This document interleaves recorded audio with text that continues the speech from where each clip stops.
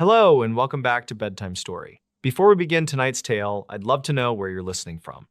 If these stories have become part of your nightly routine, consider leaving a like and subscribing. It really helps the channel.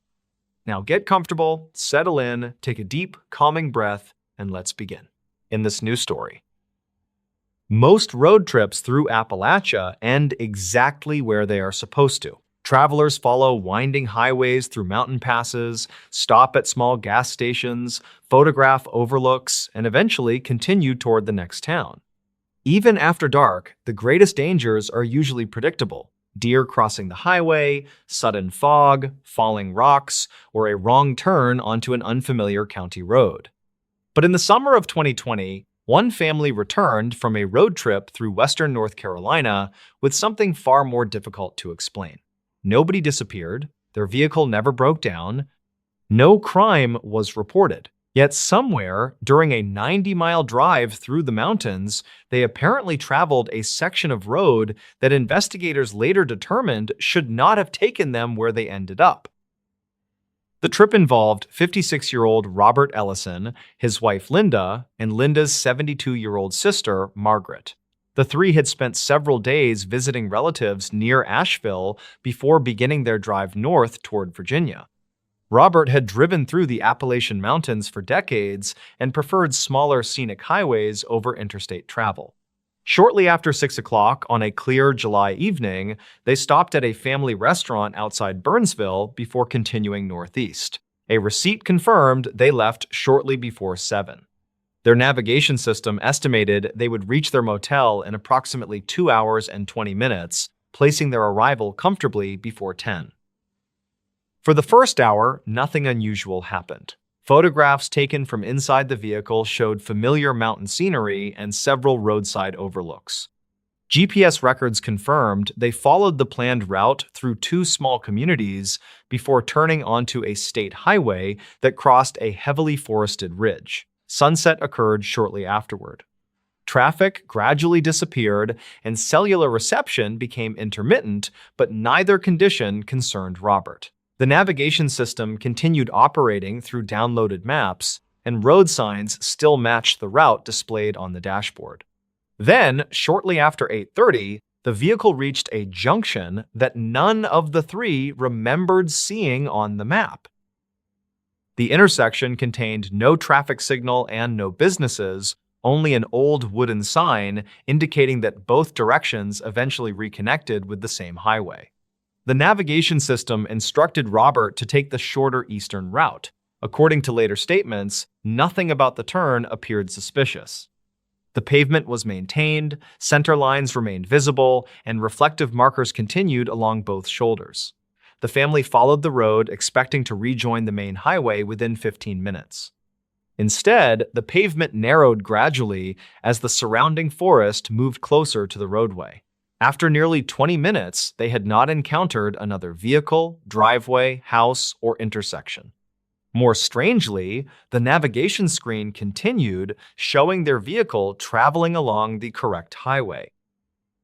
Linda eventually noticed something that made the three reconsider their route. They had passed the same abandoned service station twice. The building was distinctive because an old red fuel pump remained standing beneath a collapsed metal awning. Robert remembered slowing when they first passed it because he initially believed the station might still be operating. Approximately 12 minutes later, the same building appeared again on the passenger side of the road. None of them remembered making a turn, and the highway had never formed an obvious loop. Margaret photographed the station during the second pass, unintentionally creating the first piece of evidence investigators would later examine. Robert continued driving rather than turning around because the navigation system still indicated they were moving toward the motel. Minutes later, the downloaded map abruptly stopped displaying a road beneath the vehicle. The location marker continued moving through an empty section of the screen while the physical highway remained directly ahead. Robert slowed significantly. The family began looking for somewhere safe to turn around, but steep embankments bordered one side of the pavement while dense forest covered the other. Eventually, they reached a small concrete bridge crossing a shallow creek. Beyond it, the road divided again. Neither branch contained signs or painted center lines. At that point, Robert finally decided to reverse direction. The return journey created the detail that none of them would later understand. Robert expected to drive at least 30 minutes before reaching the original junction.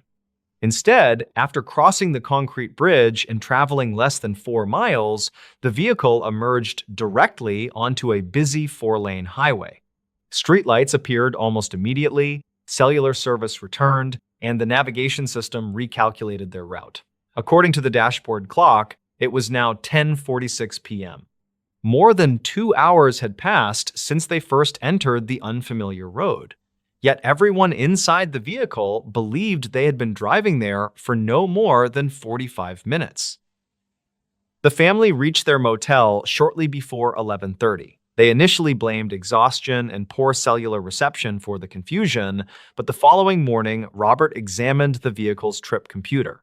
The numbers created a different problem. Based on the odometer, the SUV had traveled nearly 68 miles more than the route between the restaurant and motel required. Fuel consumption supported approximately the same additional distance. However, GPS history recovered from the navigation application contained a blank period lasting almost 2 hours. The final recorded position before the interruption placed them near the mountain junction. The next placed them on the 4-lane highway where cellular service returned. Everything between those points was missing. Robert contacted the county transportation office several days later, hoping to identify the road so he could understand what had happened. Using the photograph of the abandoned service station, highway employees compared visible landscape features with historical road maps. They found several former fuel stations in the region, but none matched the structure in Margaret's photograph. More importantly, transportation records showed no maintained road connecting the junction described by the family with the highway where they eventually emerged. Several old forestry roads existed across the ridge, but most were unpaved, gated, or incapable of carrying ordinary passenger vehicles for significant distances. A county road supervisor agreed to accompany Robert back to the area later that summer. Using the GPS location recorded before the data interruption, they located the original highway without difficulty. Robert recognized several landmarks from the evening of the trip, including an overlook and a distinctive rock formation near the shoulder. What they could not locate was the junction. The highway continued through the mountains without any paved eastern turn matching Robert's description. They drove the section repeatedly before examining nearby access roads on foot. None resembled the route remembered by the family, and none contained the concrete bridge or abandoned service station. Investigators later considered whether Robert had simply confused 2 different locations during a long nighttime drive. That explanation remained plausible until technicians examined Margaret's photograph. Metadata confirmed it had been taken at 9:17 p.m. on the night of the trip. The image clearly showed a paved 2-lane road, reflective roadside markers, the abandoned fuel pump, and a forested hillside beyond the building. The photograph contained valid timestamp information, but no geographic coordinates because the phone had lost satellite positioning several minutes earlier. Image searches through county property records failed to identify the structure. Nobody involved could determine exactly where the photograph had been taken. The family never claimed they had experienced anything supernatural. Robert remained convinced that an old road, mapping error, or unusual sequence of wrong turns must eventually explain the journey. Transportation officials considered the same possibilities, but never found a route matching every detail. The additional mileage suggested the vehicle had traveled much farther than anyone remembered, while the missing GPS data prevented investigators from reconstructing where those miles had been driven. Even the unexplained difference between elapsed time and the family's memory could potentially be attributed to fatigue. Individually, every strange detail had a reasonable possibility. Together, they refused to form a complete route. Years later, Robert still kept a printed copy of Margaret's photograph with the travel documents from that summer. He had returned to western North Carolina several times, but never attempted to search for the road after dark again. The original SUV was eventually sold, the motel changed ownership, and the family stopped discussing the experience except when someone asked about unusual road trips through Appalachia. What remained was a restaurant receipt establishing where the journey began, motel records confirming when it ended, an odometer showing dozens of unexplained miles, and a photograph taken somewhere investigators could never identify. The family reached their destination safely that July night. The unanswered question was never how they survived the road trip. It was where they had been during the part of the journey that no map, GPS record, or highway official could ever find. In this new story, road trips through Appalachia can change quickly after sunset. A highway that feels ordinary during the afternoon can become almost unrecognizable once darkness settles between the mountains. Gas stations become farther apart, cell service disappears without warning, and a wrong turn can place travelers miles from the nearest town. Most frightening experiences on these roads eventually have ordinary explanations. But during the summer of 2022, two brothers traveling through eastern Tennessee encountered something investigators initially believed was an attempted roadside robbery. Within 48 hours, that explanation had fallen apart. What remained was a sequence of events captured partly on video, supported by physical evidence, and disturbing enough that neither brother has driven that route at night again. 49-year-old Andrew Keller and his younger brother Michael had spent 4 days traveling through Tennessee and western North Carolina, photographing historic railroad bridges and abandoned industrial sites. Both were experienced road travelers who had completed similar trips throughout the Appalachian region for nearly 15 years. On July 23rd, they left Johnson City shortly after 7 in the evening and planned to reach a motel near Knoxville before midnight. Their SUV had recently been serviced, the fuel tank was nearly full, and 2 navigation applications showed the same route. The brothers expected an uneventful drive lasting a little over 3 hours. For nearly half that distance, that was exactly what they got. Shortly after 9:30, construction signs redirected traffic away from their planned highway onto a narrow county road running south through heavily forested hills. The detour appeared legitimate. Reflective signs were positioned at several intersections, and another vehicle entered the same road less than a minute ahead of them. After approximately 12 miles, however, Andrew noticed they had not passed another construction sign. The sedan ahead had disappeared around a bend several minutes earlier, leaving the brothers alone. Their navigation systems continued directing them forward, indicating that the county road would reconnect with the highway in approximately 18 miles. Turning around seemed unnecessary, so they continued. The first unusual event occurred near an old concrete railway underpass. A pickup truck was parked sideways beyond the tunnel, blocking most of the roadway. Its headlights were off, but the driver's door stood open. Andrew slowed the SUV while Michael used his phone to record the scene through the windshield. Neither could see anyone near the truck. There were no hazard lights, emergency triangles, or signs of a collision. Enough space remained along the shoulder for their SUV to pass slowly, and Andrew began maneuvering around the pickup. At that moment, Michael noticed movement among the trees behind them. 3 people emerged separately from the darkness along the roadside. None carried flashlights, and none approached the abandoned pickup. Instead, they moved toward the SUV from behind while remaining several yards apart. Andrew immediately accelerated through the narrow opening beside the truck. The brothers later described the decision as instinctive rather than deliberate. Nothing had happened that clearly proved they were in danger, yet the arrangement felt wrong. Michael continued recording as the SUV cleared the obstruction. The final seconds of the video showed one of the unidentified individuals reaching the center of the roadway, while the other 2 remained near opposite shoulders. Andrew drove several miles before slowing. Neither brother wanted to return toward the underpass, so they continued following the navigation route toward the main highway. Approximately 10 minutes later, they encountered another obstacle.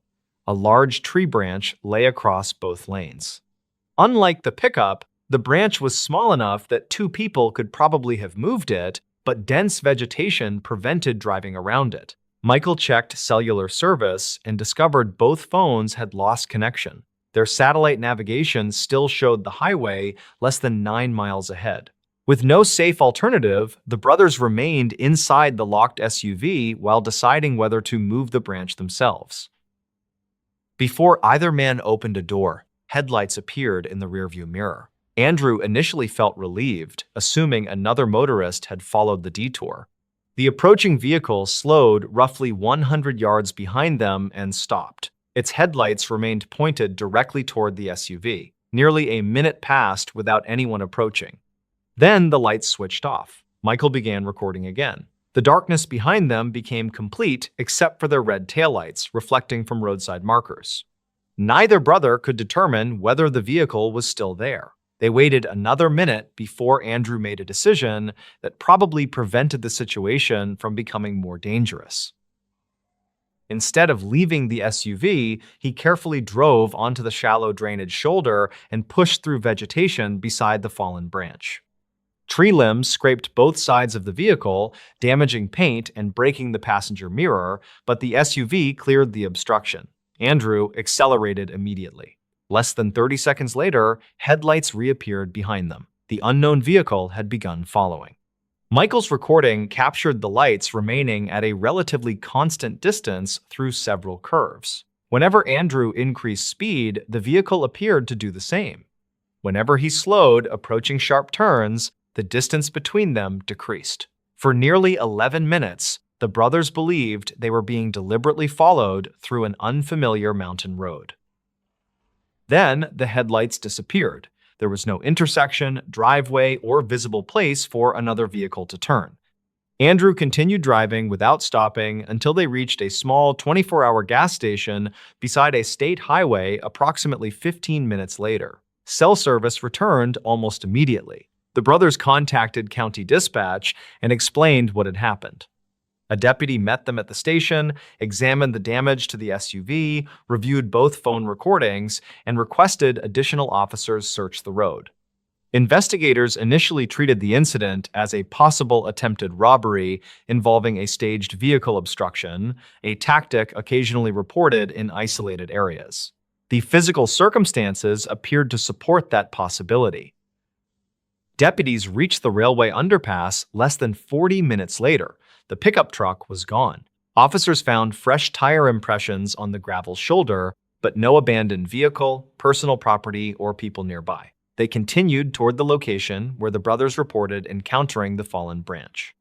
Nothing blocked the roadway. Investigators searched both shoulders, expecting to find broken vegetation where Andrew had driven around the obstruction. Instead, they found no fresh vehicle damage anywhere along that section. When Andrew returned with officers the following morning, he immediately recognized the underpass but could not identify the location of the fallen branch despite driving the road twice. The investigation became more confusing when transportation officials reviewed the alleged construction detour. No nighttime roadwork had been scheduled along the brothers' original highway, and the Tennessee Department of Transportation had authorized no detour directing motorists onto the county road. Maintenance crews searched the intersection where Andrew remembered seeing reflective construction signs. None were present. More importantly, fixed traffic cameras recorded the brothers' SUV leaving the highway at 9:37 p.m. Yet footage from the same camera showed no sedan turning onto the county road immediately ahead of them. The vehicle both brothers distinctly remembered following at the beginning of the detour never appeared in the recording. Detectives then examined Michael's phone videos. The first recording clearly showed the sideways pickup beneath the railway underpass. Investigators could also distinguish 3 human figures emerging near the road, although darkness prevented facial identification. The second video confirmed headlights following the SUV several miles later. Nothing in either recording indicated manipulation or editing. That evidence convinced investigators that at least part of the brothers' account had unquestionably occurred, yet attempts to identify the pickup failed. Its rear license plate appeared obscured by darkness, and no vehicle matching its general description was reported stolen or abandoned anywhere nearby. One final detail emerged when investigators compared the SUV's navigation history with the county road network. The GPS data showed the brothers leaving the highway normally and traveling toward the railway underpass. After passing beneath it, however, the recorded route became inconsistent. For approximately 23 minutes, location points placed the SUV intermittently on the county road and several hundred yards inside surrounding forest where no drivable routes existed. Technicians attributed the discrepancy to poor satellite reception beneath heavy tree cover. Even so, the total distance recorded by the vehicle's trip computer exceeded the mapped county road by almost 14 miles before the SUV reached the gas station. Investigators never determined where those additional miles had been driven. The case was eventually closed without arrests because detectives could identify no suspects and establish no specific criminal offense beyond a possible attempt to obstruct traffic. Andrew and Michael never claimed anything supernatural had happened. Both remained convinced that the people near the pickup probably intended to rob travelers, and that inaccurate GPS data made the later events appear stranger than they really were. Investigators considered that explanation reasonable. It accounted for the people, the truck, and possibly even the pursuing vehicle. What it never explained were the unauthorized construction signs, the missing sedan, the vanished road obstruction, or the additional mileage recorded during a journey that should have been considerably shorter. The brothers continued taking road trips together after that summer, but they changed one rule permanently. Whenever darkness approaches in the Appalachian Mountains, they remain on major highways regardless of what temporary signs or navigation applications suggest. Michael still keeps the original recordings stored on 2 separate drives, although he rarely watches them. The most disturbing moment is not the 3 figures emerging from the trees or the headlights following them through the mountains. It is the opening seconds of the first video. Just before Andrew reaches the abandoned pickup, the recording briefly captures the empty road behind them. There is no vehicle visible anywhere in the darkness. Less than 20 minutes later, something was following them from that same direction, and after years of reviewing the journey, neither brother has ever discovered where it came from. What hikers reported deep in the wilderness still doesn't make sense.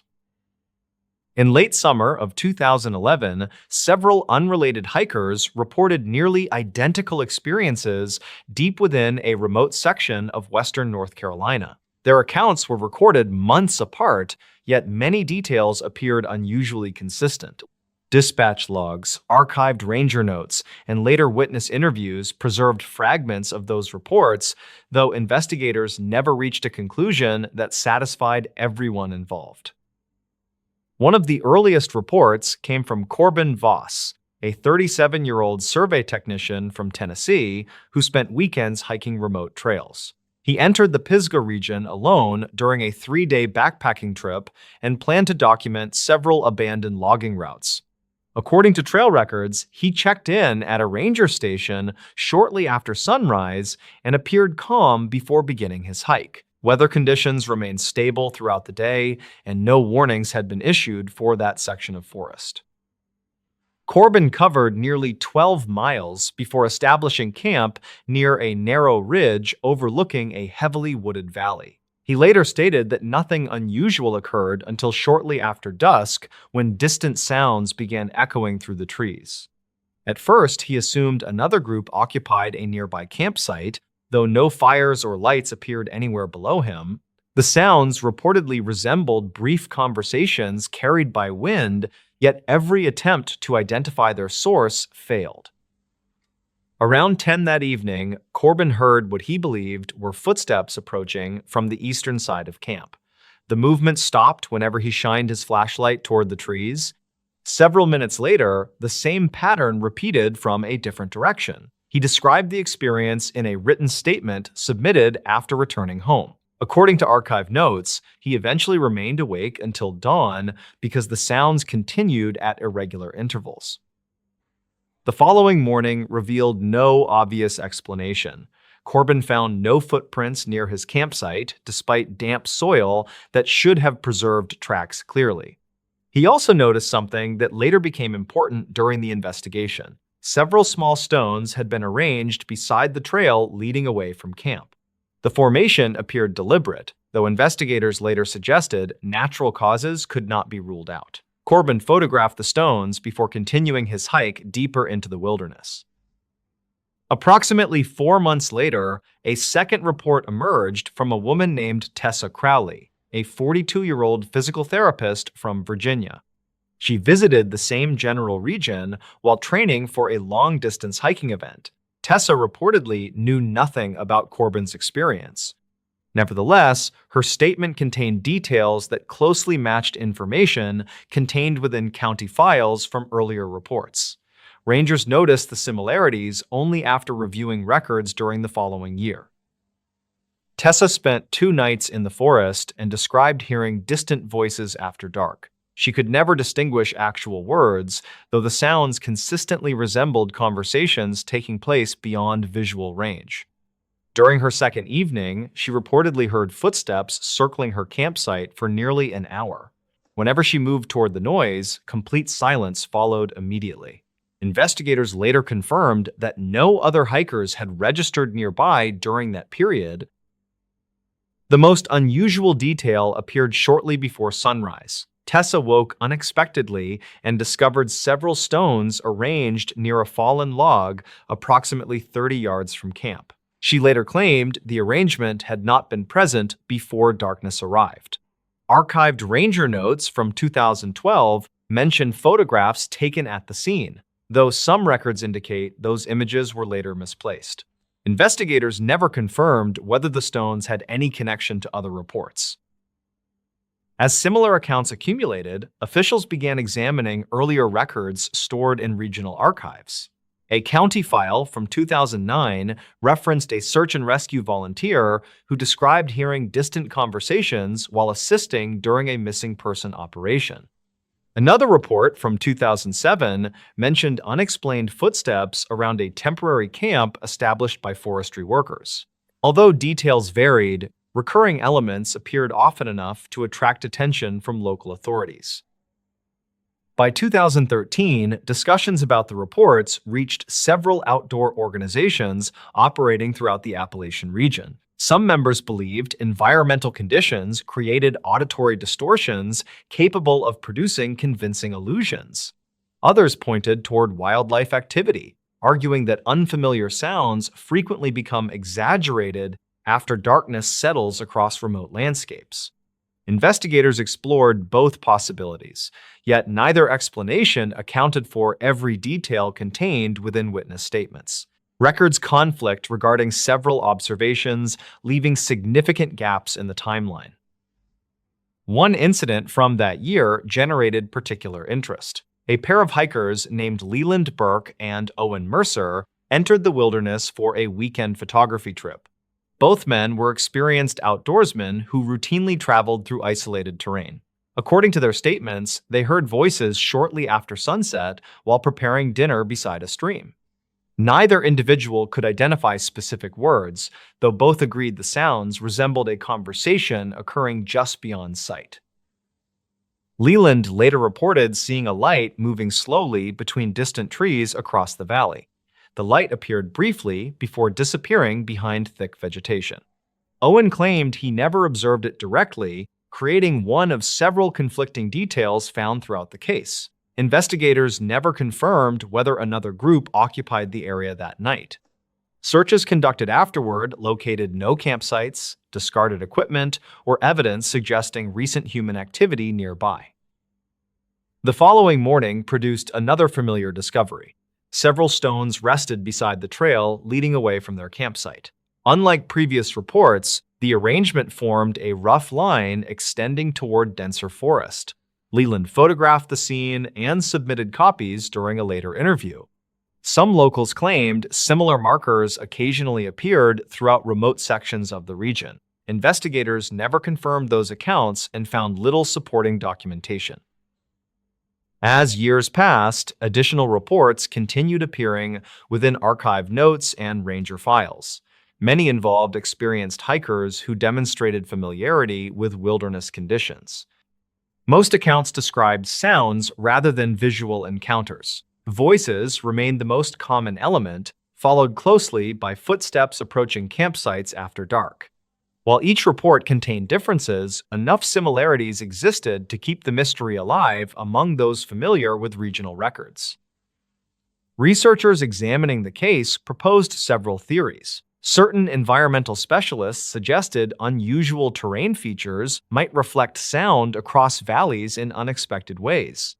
Under specific conditions, conversations occurring miles away could reportedly seem much closer than reality. Wildlife experts offered alternative explanations involving nocturnal animals whose calls occasionally resemble human voices.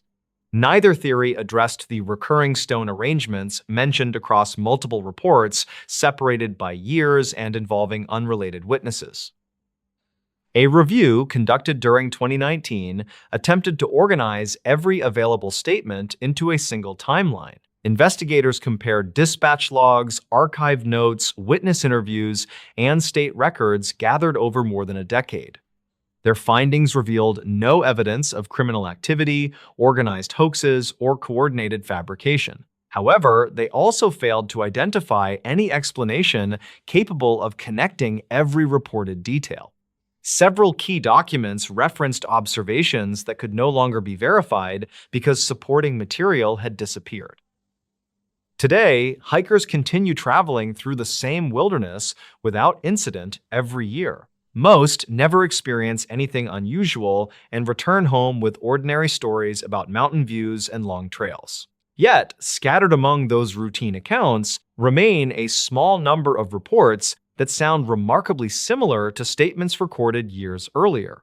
Investigators never confirmed what caused the voices, the footsteps, or the carefully placed stones. Deep within that section of forest, what several hikers reported still doesn't make sense.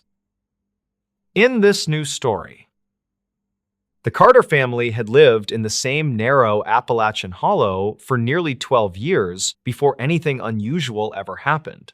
Their weathered farmhouse rested between steep forested ridges where sunlight disappeared long before evening reached nearby towns. Only 4 other homes stood within several miles, separated by winding gravel roads and dense hardwood forests that seemed to swallow every sound after sunset. The isolation had always been part of the appeal because the family preferred quiet lives away from crowded highways and expanding suburbs. Neighbors often described the hollow as peaceful, despite its reputation among older residents who quietly admitted they avoided walking those woods after dark. Spring arrived later than expected during that particular year. Cold mornings lingered well into April, leaving thick patches of fog trapped along the valley floor until midday. The Carter family continued their daily routines without noticing anything out of place. David worked maintenance at a nearby lumber mill while his wife Karen managed the property and homeschooled their youngest daughter. Their older son often hunted turkey before sunrise, returning with stories about deer trails, black bears, and distant owls. Nothing in those conversations hinted that the family would soon become the subject of whispered discussions throughout neighboring communities. The first strange incident appeared so ordinary that nobody thought it deserved much attention. Shortly after midnight, one calm Tuesday, Karen woke because someone seemed to be slowly walking across the gravel driveway outside their bedroom window. The footsteps remained steady without rushing or hesitating. She assumed a neighbor needed help with a broken truck because emergencies sometimes happened in remote mountain communities. David pulled aside the curtain, expecting headlights or flashlights. Instead, he found only darkness stretching across the yard beneath a cloud-covered sky. The footsteps stopped the moment he looked outside, leaving complete silence behind. The following evening, everything remained perfectly normal until almost the exact same time. Again, the slow footsteps crossed the driveway. Again, they sounded close enough to identify individual stones shifting beneath heavy boots. David immediately stepped onto the porch carrying a flashlight. The beam reached the tree line without revealing anyone. Fresh dew covered the gravel, yet no footprints appeared anywhere across the driveway. The woods surrounding the farmhouse remained unusually still. Even insects seemed quieter than expected for that season, something David mentioned only after returning indoors. By the end of the week, every member of the family except the youngest daughter had heard the footsteps. Each person described the same deliberate pace. Nobody reported running, stumbling, or changing direction. Whatever produced the sound seemed to walk directly toward the front porch before stopping several feet short of the steps. Then, absolute silence followed. The family waited behind darkened windows several nights, hoping to catch whoever might be playing an elaborate prank. No figure ever appeared despite the unmistakable sound approaching the house with remarkable consistency. Weeks passed before another detail entered the story. Their closest neighbor, who lived almost 2 miles away, casually mentioned hearing someone walking outside his barn after midnight. He assumed raccoons had climbed across stored equipment until he noticed these sounds resembled measured human footsteps rather than animal movement. When David described similar experiences, the neighbor grew noticeably uncomfortable. He admitted older relatives once warned him never to investigate unexplained footsteps echoing through mountain hollows during unusually quiet nights. Those warnings came without explanations because previous generations rarely discussed such experiences openly. David dismissed the conversation as local folklore, even though the timing unsettled him. Rural Appalachian communities preserved countless stories passed through families for generations. Most involved cautionary tales meant to keep children away from abandoned mines, unstable cliffs, or unfamiliar strangers. He believed these newer rumors probably served the same purpose. Nevertheless, he installed brighter floodlights around the farmhouse and checked every window before sleeping. The lights illuminated nearly every corner of the property, making it difficult for anyone to approach unnoticed. Despite those changes, the footsteps continued exactly as before. Summer brought warmer temperatures and longer evenings. Friends visited for weekend cookouts, often staying well past sunset. Nothing unusual happened whenever guests remained outside. The strange sounds appeared only after everyone else had left and the family settled into bed. One visitor later remarked that the property felt unusually peaceful compared with neighboring valleys because almost no highway noise reached the hollow. Karen privately wondered whether that silence simply made ordinary nighttime sounds seem more disturbing. She tried convincing herself the explanation was psychological, yet every repeated incident chipped away at that confidence. One humid July night, the pattern unexpectedly changed. Instead of stopping near the porch, the footsteps slowly circled the entire farmhouse. Each family member listened while the unseen walker completed what sounded like a careful inspection around every exterior wall. Wooden boards occasionally creaked beneath invisible weight. Gravel shifted beside basement windows. Dry leaves rustled near the back entrance. David opened the rear door before the sounds reached that side of the house. Nothing stood beneath the floodlights except motionless trees swaying gently in the warm night air. Karen began recording dates and times inside a notebook. She hoped documenting each occurrence might reveal a logical pattern connected to weather, wildlife, or nearby activity. After several months, she noticed most incidents happened during calm evenings without strong wind or rain. The sounds almost never appeared during storms. They also seemed concentrated between midnight and 2 in the morning. Those observations fascinated David because they suggested consistency rather than random imagination. Still, neither explanation nor physical evidence emerged despite careful attention. In this new story, there are countless quiet communities scattered throughout the mountains of West Virginia where life rarely changes from one season to the next.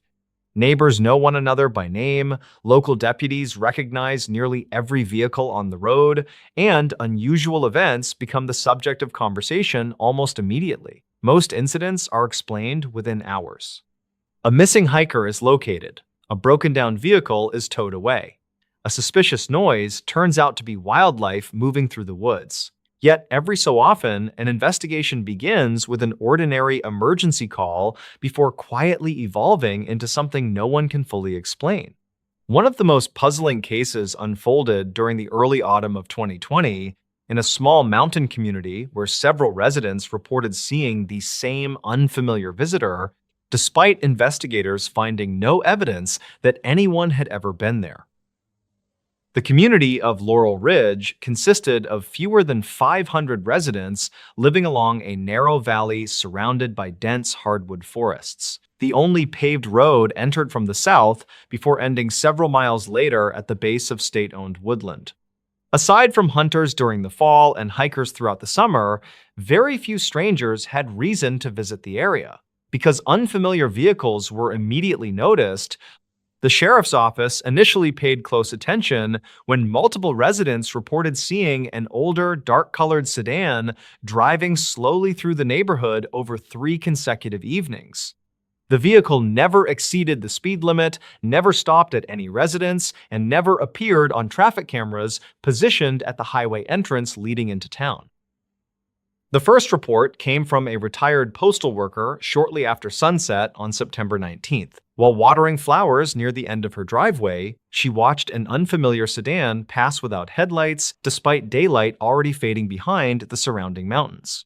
She remembered the vehicle because every side window appeared rolled completely down, even though temperatures had already fallen below 50 degrees. The driver never looked toward nearby homes and continued north until disappearing around a sharp bend. Believing someone had simply taken a wrong turn, she mentioned the observation to neighbors the following morning without giving it further thought. The following evening, 2 volunteer firefighters independently reported seeing what they believed was the same sedan while returning from a training exercise. They described the vehicle traveling unusually slowly toward the dead-end section of the valley where no public roads continued beyond a locked forestry gate. Curious, because they had never seen the car before, one firefighter turned around after reaching the station and drove back along the same route less than 4 minutes later. The roadway remained completely empty. No intersecting roads existed beyond the point where the vehicle had last been observed, and the locked forestry gate showed no indication that anyone had opened it. After the third report reached dispatch, deputies reviewed traffic camera recordings covering every highway leading into Laurel Ridge. Investigators expected to identify the sedan entering or leaving the community during one of the reported evenings. Instead, every recording showed only vehicles belonging to local residents whose movements could easily be verified. No dark-colored sedan matching witness descriptions appeared on any available camera during the relevant time periods. Detectives initially suspected inaccurate witness recollections until they realized every report described the same vehicle characteristics, the same direction of travel, and nearly the same time of evening, despite the witnesses having no opportunity to compare their observations beforehand. Determined to identify the vehicle, deputies increased patrols throughout the valley during the following weekend. Shortly before dusk on September 23rd, one patrol unit positioned near the southern entrance observed a sedan matching the witness descriptions traveling north toward town. The deputy immediately pulled onto the roadway and began following at a distance of less than 300 yards. According to the in-car video, the patrol vehicle maintained continuous visual contact while rounding 2 gradual curves before approaching a narrow covered bridge spanning Laurel Creek. The deputy crossed the bridge less than 10 seconds after the sedan disappeared from view. The roadway beyond remained completely empty for nearly a mile in every direction. No driveways, side roads, or hidden trails connected to the highway between the bridge and the point where the deputy stopped searching. Body camera footage confirmed the deputy's immediate reaction after losing sight of the vehicle. He exited the patrol unit expecting to find a disabled car concealed behind the bridge or along the tree line. Fresh rain earlier that afternoon had left soft mud bordering both shoulders of the highway. Tire impressions from the patrol vehicle were clearly visible, yet investigators found no additional tracks indicating another vehicle had left the pavement. Search teams examined nearby fields, creek banks, and abandoned logging roads before darkness made further searching unsafe. Nothing suggested that another vehicle had been present. The dashboard recording showed the deputy never reducing speed enough to allow the sedan significant opportunity to escape beyond the next curve. The sheriff requested assistance from the West Virginia State Police, who reconstructed the deputy's route using GPS data, video timestamps, and roadway measurements. Accident reconstruction specialists concluded that under normal driving conditions, the sedan should have remained visible for several additional seconds before reaching the next hill crest. Engineers considered whether changing light conditions, dense vegetation, or optical distortions caused by the covered bridge might briefly conceal another vehicle. Multiple test drives using identical speeds and vehicle positions failed to reproduce the disappearance documented by the patrol camera. Every reconstruction reached the same conclusion. The deputy had entered the bridge while the sedan remained ahead of him. Seconds later, the roadway beyond contained no vehicle at all. While investigators continued reviewing physical evidence, county historians uncovered several archived newspaper articles describing remarkably similar reports from the early 1970s. Residents had then complained about an unfamiliar sedan repeatedly driving through the same valley before apparently disappearing near the covered bridge. At the time, deputies concluded the reports probably involved motorists using little-known forestry roads that have since been permanently closed. Modern mapping, however, confirmed those routes had never connected directly to the highway section where the recent investigation occurred. Although the historical reports provided an unexpected parallel, detectives emphasized that they offered no explanation for the current case and should not be interpreted as evidence of supernatural activity. After nearly 4 months of investigation, the sheriff officially closed the file as an unresolved suspicious incident. No missing vehicle matching the descriptions was ever reported anywhere in West Virginia or neighboring states. No criminal offense could be identified, and no evidence suggested that witnesses had deliberately fabricated their statements. Investigators remained convinced that everyone involved had honestly described what they believed they had seen. Even today, retired deputies occasionally mention the Laurel Ridge investigation when discussing the most frustrating cases of their careers. Not because it involved violence or danger, but because it challenged one of the simplest assumptions every investigator relies upon. If several independent witnesses and a patrol officer all watch the same vehicle travel along a road with only one possible direction to go, common sense says it should eventually be found.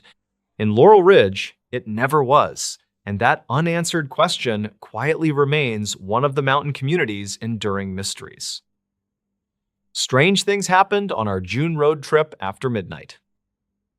Deep in the remote stretches of the Texas Hill Country, a routine nocturnal drive became a completely unexplainable, terrifying nightmare. During the incredibly humid summer of 2022, young travelers encountered something that defies basic, logical, scientific explanation. What regional law enforcement eventually uncovered entirely, completely destroyed the quiet, peaceful illusion of that specific rural desert community forever. Archived notes from the massive official investigation describe a highly disturbing timeline of events that still haunt state police today. 28-year-old David Miller worked as a dedicated corporate accountant, simply trying to relocate his small family safely. His capable traveling partner was a 26-year-old freelance photographer named Lisa, who actively documented rural historical landscapes. Their primary summer objective required them to drive safely across the desolate Texas wilderness, far away from heavily congested interstates. The county file from 2009 actually mentioned several highly unstable, dangerous sinkholes forming throughout that exact rural region. They arrived on June 14th and immediately began carefully plotting their specific nocturnal driving route near a dark limestone canyon. The first quiet, extremely hot evening passed entirely without any significant dangerous incidents as the exhausted travelers drove steadily onward. State records confirm that severe scattered desert thunderstorms unexpectedly bypassed their specific elevation despite highly ominous regional weather forecast predictions. However, Lisa woke up shortly after midnight because she clearly heard strange, heavy scraping sounds echoing near the steep, dusty ridge. She initially assumed a curious, heavy desert animal was aggressively investigating their suddenly stalling vehicle near the rocky, jagged roadside. When she cautiously looked directly outside, the heavy metallic scraping sounds instantly ceased in the hot, oppressive summer nocturnal darkness. David quickly discovered a highly bizarre set of massive deep indentations in the dusty soil the following heavily foggy morning. The strange, unexplainable deep tracks were perfectly circular in shape, and they sank nearly 5 inches into the solid dirt. Some locals claimed a rogue commercial mining outfit operated illegally nearby, but investigators never confirmed those specific, wild, unsubstantiated rumors. David carefully photographed the bizarre, dusty, massive footprints and noted that the stride length indicated a massive, heavy industrial machine. He calmly, rationally theorized that some unknown automated logging equipment might have dangerously crossed their remote territory completely unexpectedly overnight. The highly stressful situation escalated drastically during that dark night when an awful chemical smell suddenly arrived continuously inside there.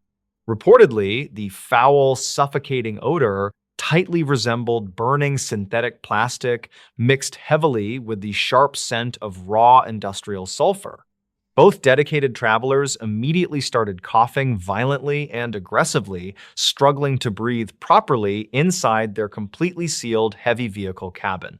Lisa quickly grabbed her portable emergency radio to call for immediate outside medical assistance, but only received loud, aggressive static. Dispatch logs show no emergency distress calls were ever successfully officially recorded by the regional ranger station during that month. Suddenly, a massive, unseen, heavy physical force violently shook the solid asphalt ground and partially cracked their rigid windshield frame.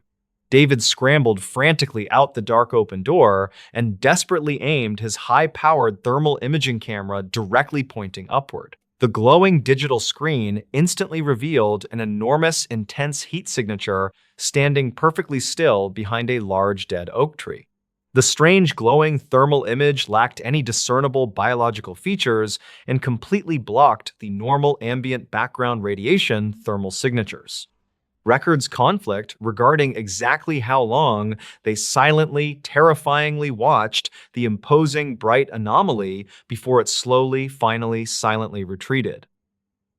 Morning light quickly, clearly revealed that their specialized digital navigation equipment was completely shattered into tiny, useless, broken, jagged pieces. David frantically, urgently insisted they absolutely needed to abandon their remaining travel gear and hike toward the main rural highway. Lisa completely strongly agreed, but they soon realized their backup analog compasses were constantly displaying completely erratic, unexplainable magnetic headings. They were effectively hopelessly, completely lost in a massive, unforgiving wilderness region known for permanently disorienting, highly experienced, rugged survivalists.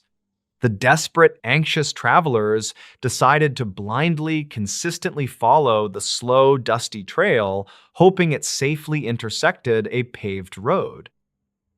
They hiked for 12 grueling, painful hours through thick, thorny underbrush while constantly feeling intensely, directly, violently watched closely behind.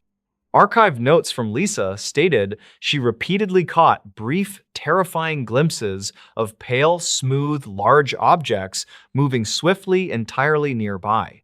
Every single time she abruptly stopped to firmly point out the hidden observer, the pale, unknown shapes instantly, completely vanished.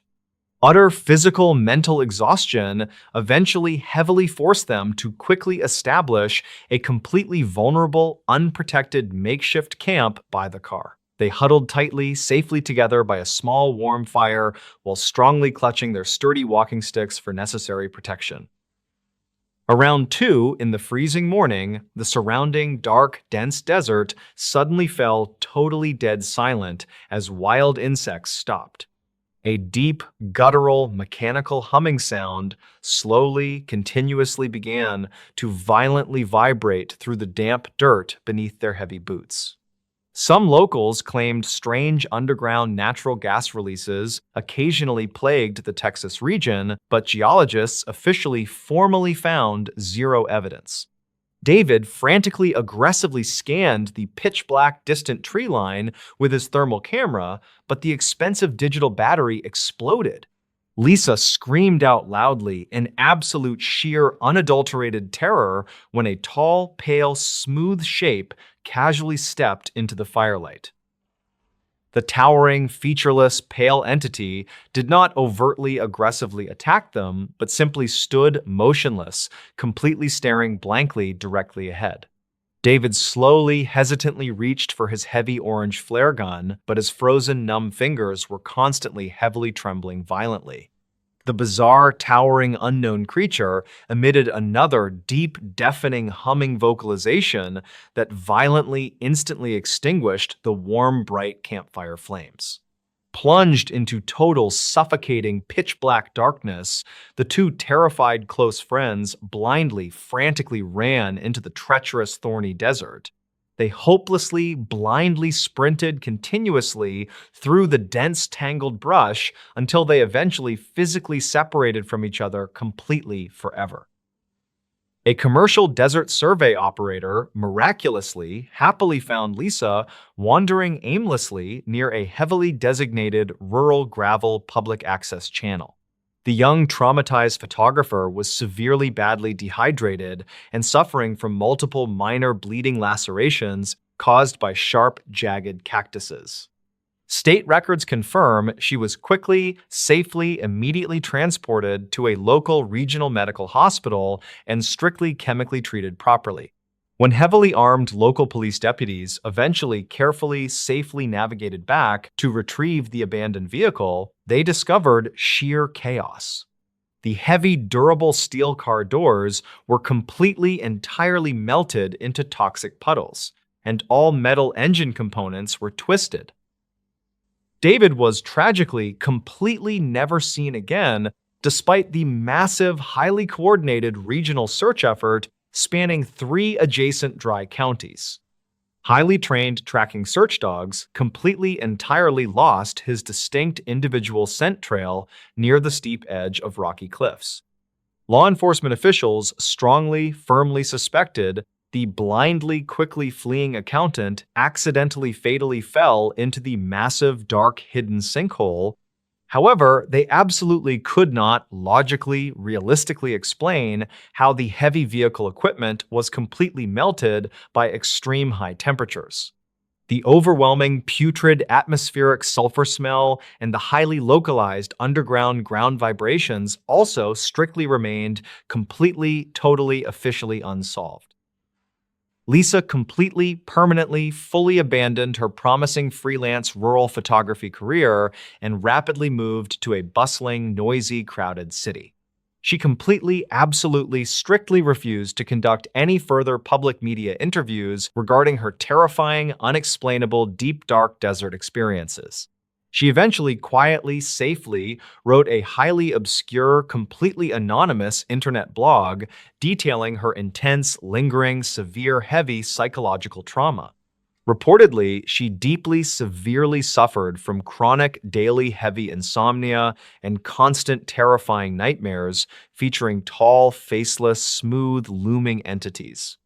Dispatch logs regularly show she frequently, frantically called local urban police authorities, continually complaining about strange, heavy mechanical vibrations.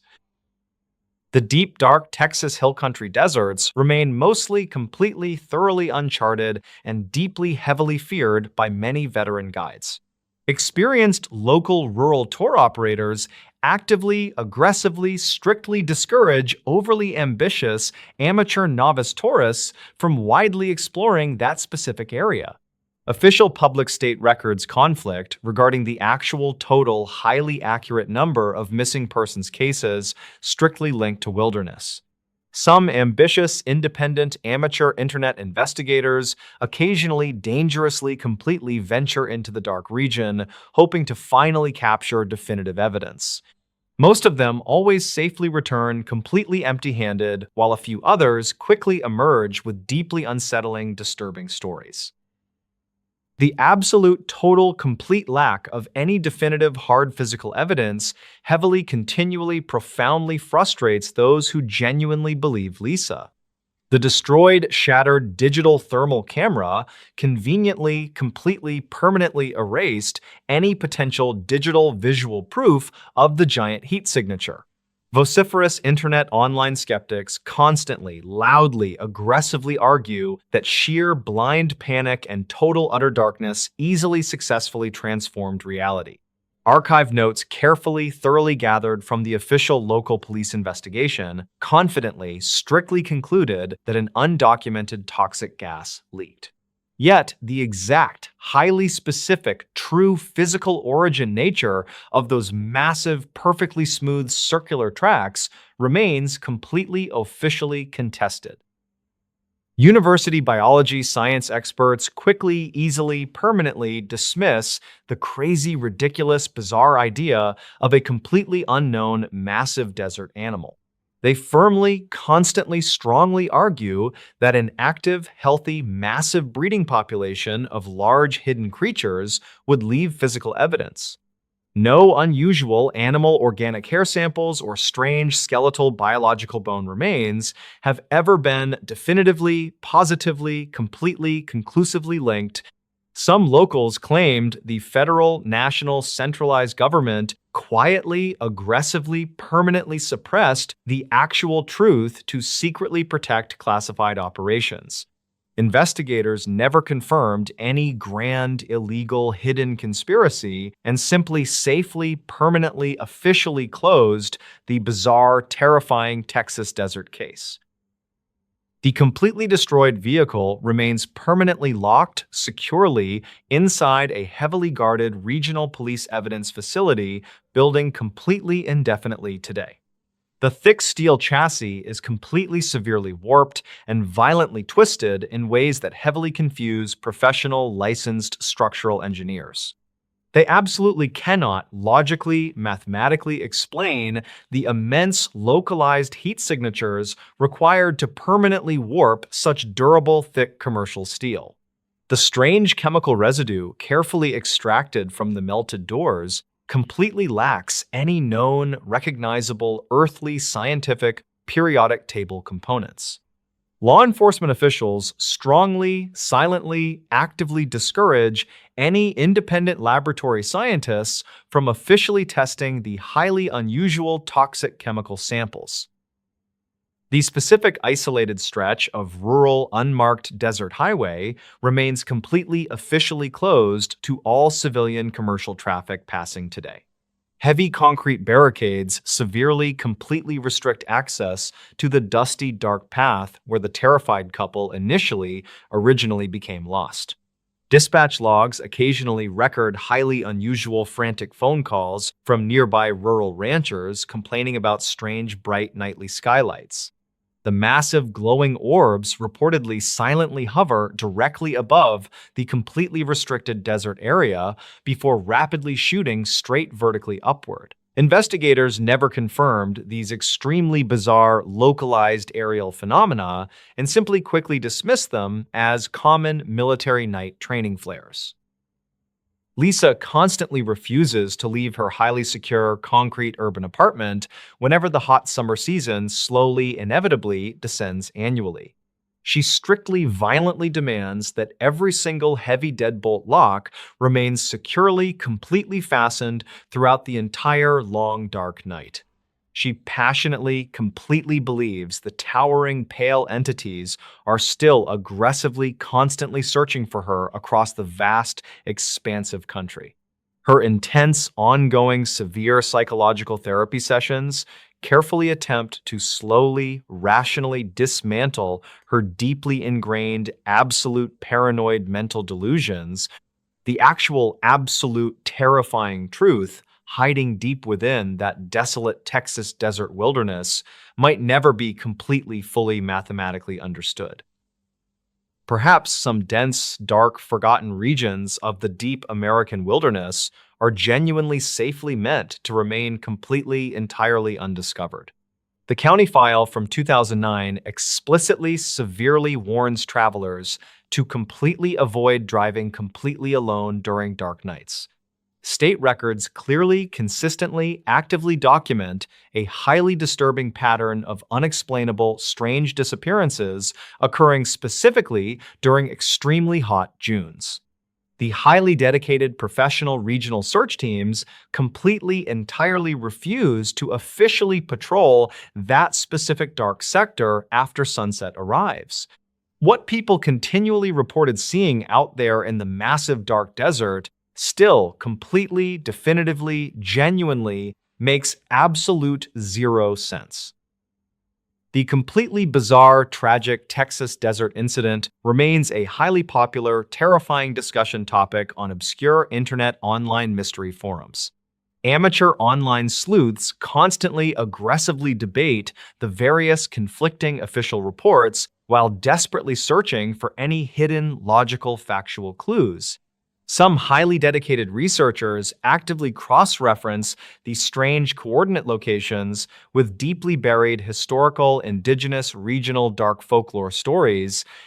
They firmly, completely believe the ancient native tribes genuinely knew exactly what terrifying entities lurked inside those specific dark canyons.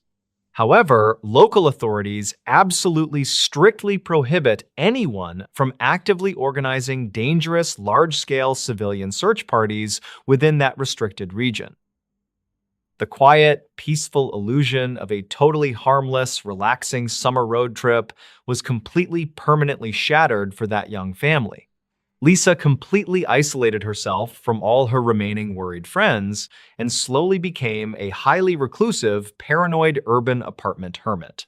She constantly, frequently stares blankly out her heavily locked, reinforced apartment window while quietly listening for any heavy mechanical vibrations. Her completely tragic, deeply terrifying story serves as a highly dark, severe warning for any overly adventurous, naive young travelers. The absolute darkest, unseen, deepest corners of the harsh, remote American environment heavily conceal truly dangerous, unexplainable, ancient, predatory anomalies.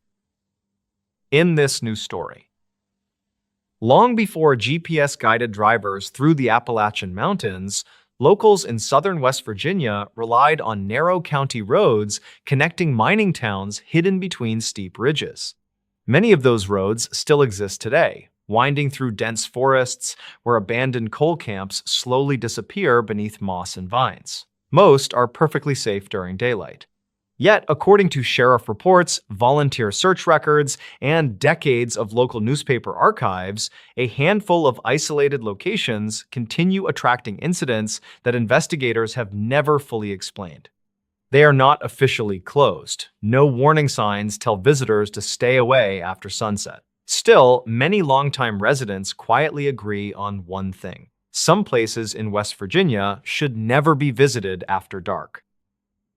In late September of 2019, 41-year-old environmental consultant Rebecca Morgan traveled from Charleston to survey water quality near an abandoned mining watershed outside Fayette County.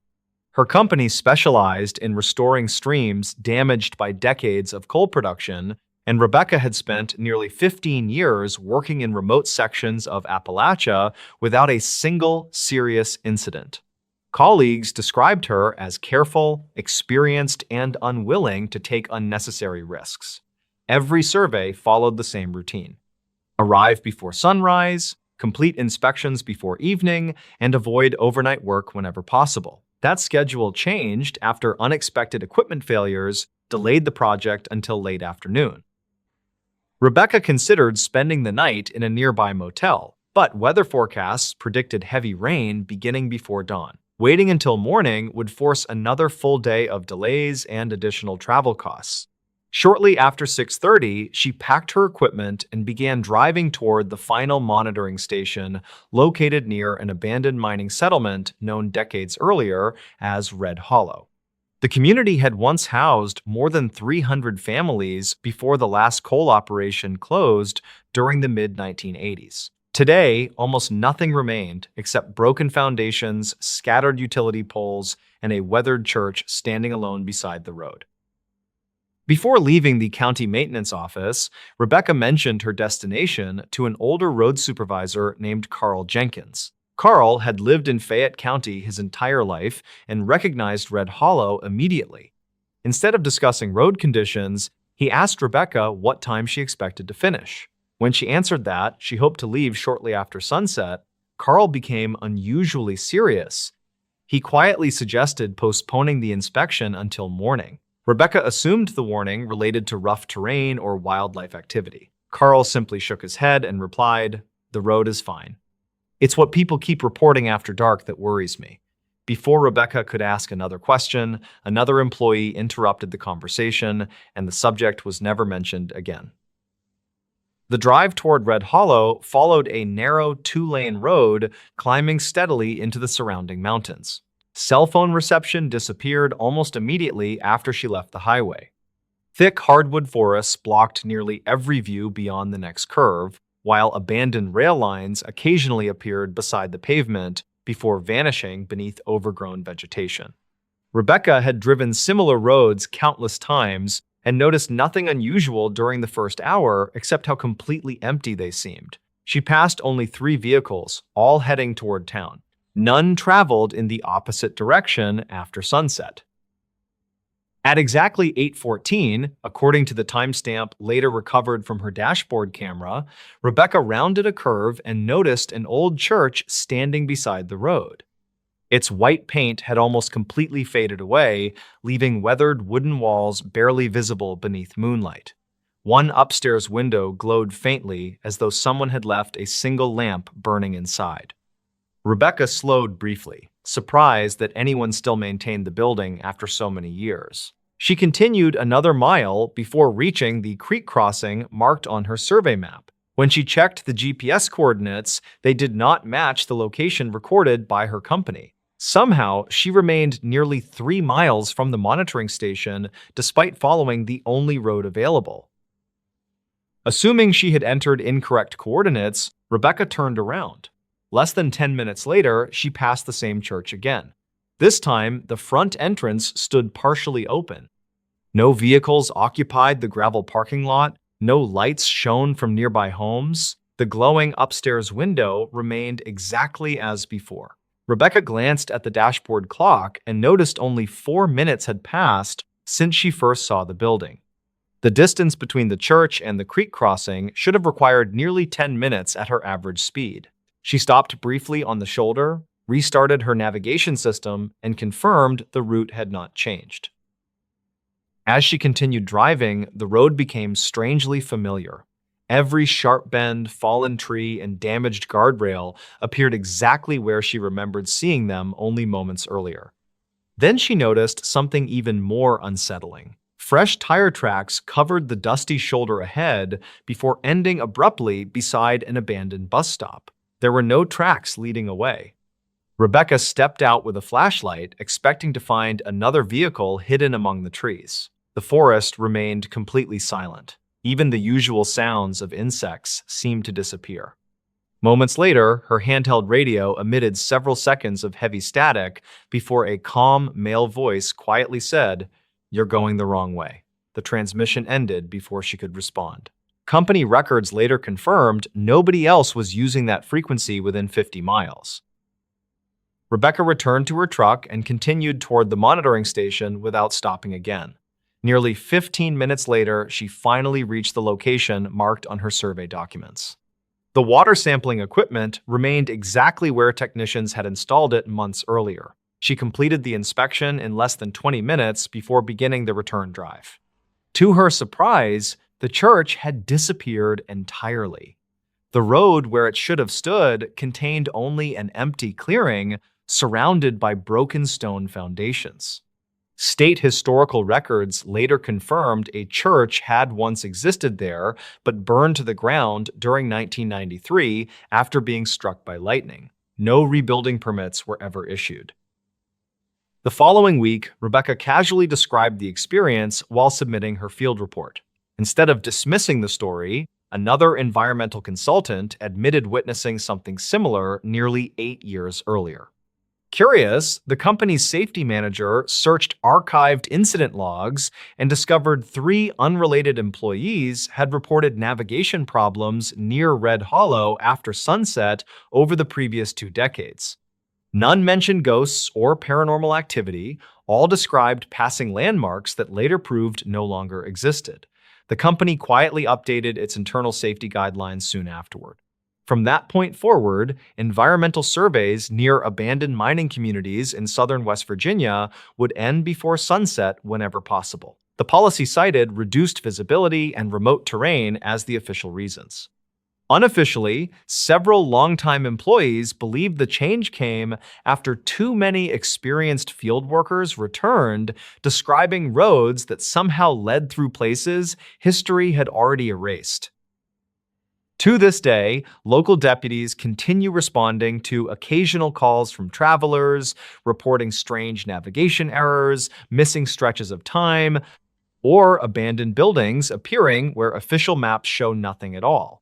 None of the reports have produced evidence proving anything extraordinary occurred. Investigators continue attributing most incidents to fatigue, unfamiliar roads, or poor nighttime visibility. Yet among the people who have spent their entire lives in the mountains, one piece of advice survives generation after generation. If darkness falls while driving through the forgotten roads of southern West Virginia and you suddenly recognize a place that should no longer exist, keep driving. Some places in West Virginia should never be visited after dark. In this new story, for more than a century, the mountains of West Virginia have challenged investigators in ways few other places have. Dense forests, abandoned mining roads, isolated valleys, and unpredictable weather have often complicated even the most straightforward investigations. Most missing hikers are eventually found. Most vehicle accidents are reconstructed. Most emergency calls end with reasonable explanations. Yet, every so often, a case emerges that refuses to fit within ordinary investigative methods.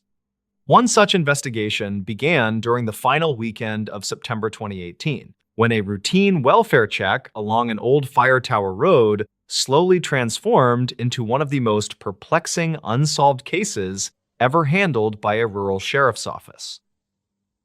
The investigation centered on Black Ridge, a heavily wooded mountain overlooking a small community in Pocahontas County. The ridge was accessible only by a narrow gravel road originally built decades earlier to service a now abandoned fire observation tower. Although hikers occasionally visited the summit during daylight hours, local residents rarely traveled the road after sunset because fallen trees, loose rock, and steep drop-offs made nighttime driving especially dangerous.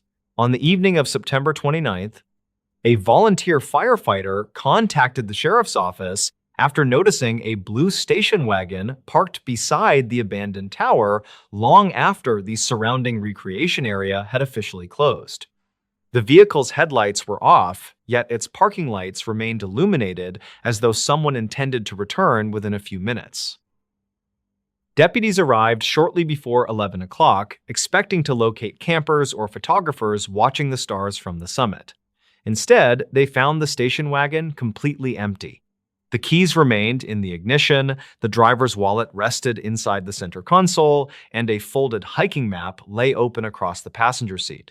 The vehicle showed no signs of mechanical failure, recent collision damage, or forced entry.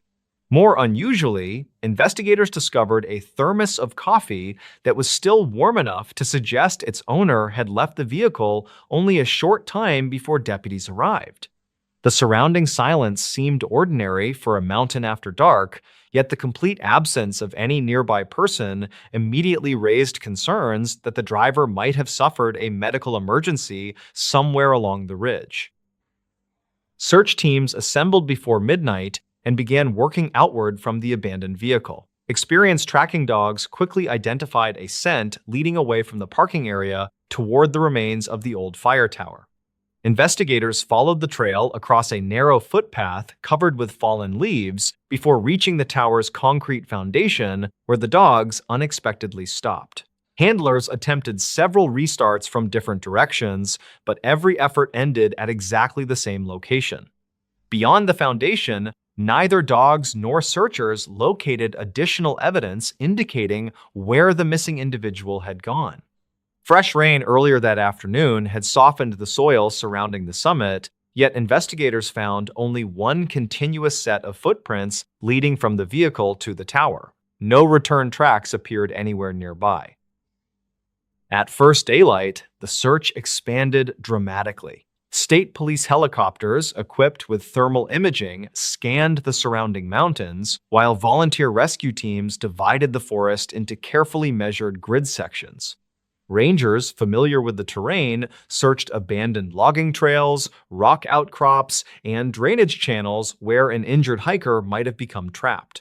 Mine safety officials inspected several collapsed entrances located miles away, despite little evidence suggesting the missing person had traveled that far.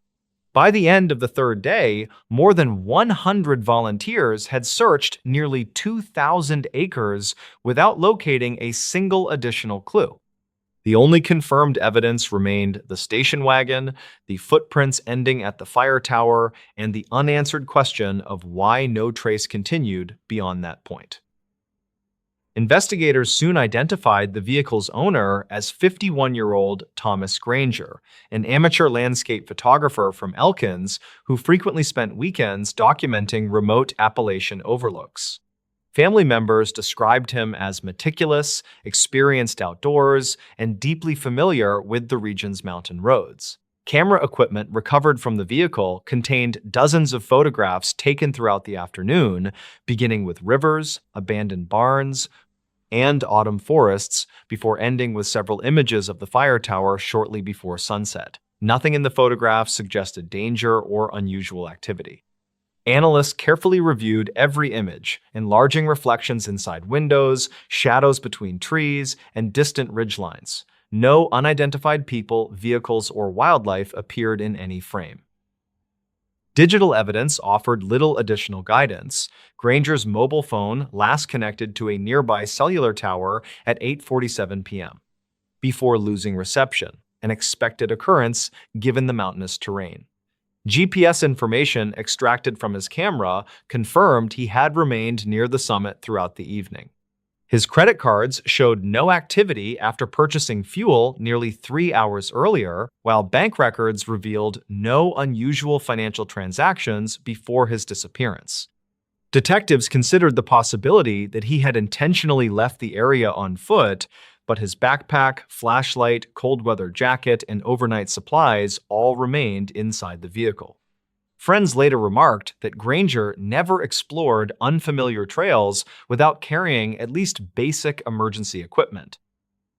On the sixth day of the investigation, a forestry employee made a discovery that briefly renewed hope. Less than half a mile from the abandoned fire tower, searchers located Granger's camera lens cap resting beside a moss-covered boulder overlooking a steep valley. The item showed no weather damage despite several days of rain, suggesting it had not been lying there since the initial search began. Detectives immediately returned to the area, expecting to uncover additional evidence. Intensive searches lasting another 48 hours produced nothing else. Forensic testing confirmed the lens cap belonged to Granger's camera, yet investigators could not determine how it reached a location that had already been searched repeatedly by trained personnel. Months later, after active search operations had concluded, detectives completed a final reconstruction of Granger's known movements. Every verified fact supported a simple timeline until the moment he left his vehicle. After that point, the evidence became increasingly difficult to reconcile. The footprints clearly demonstrated he walked toward the abandoned fire tower. The tracking dogs independently confirmed the same route. The photographs established that he had remained calm only minutes earlier. Yet no physical evidence explained how an experienced outdoorsman disappeared from an exposed mountain summit without leaving behind additional tracks, discarded equipment, signs of injury, or indications that another person had been present. The case remains officially open today as an unresolved missing person investigation.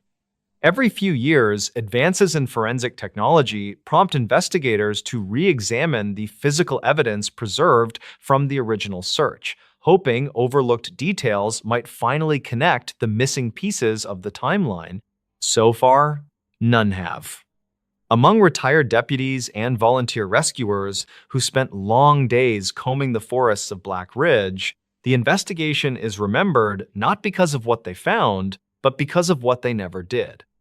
In a place where rain preserves footprints, experienced search teams rarely miss obvious evidence, and mountain trails usually tell a clear story. One ordinary autumn evening ended with a trail that simply stopped. For those who worked the case, that unfinished path remains one of the most haunting unsolved stories ever to emerge from the mountains of West Virginia.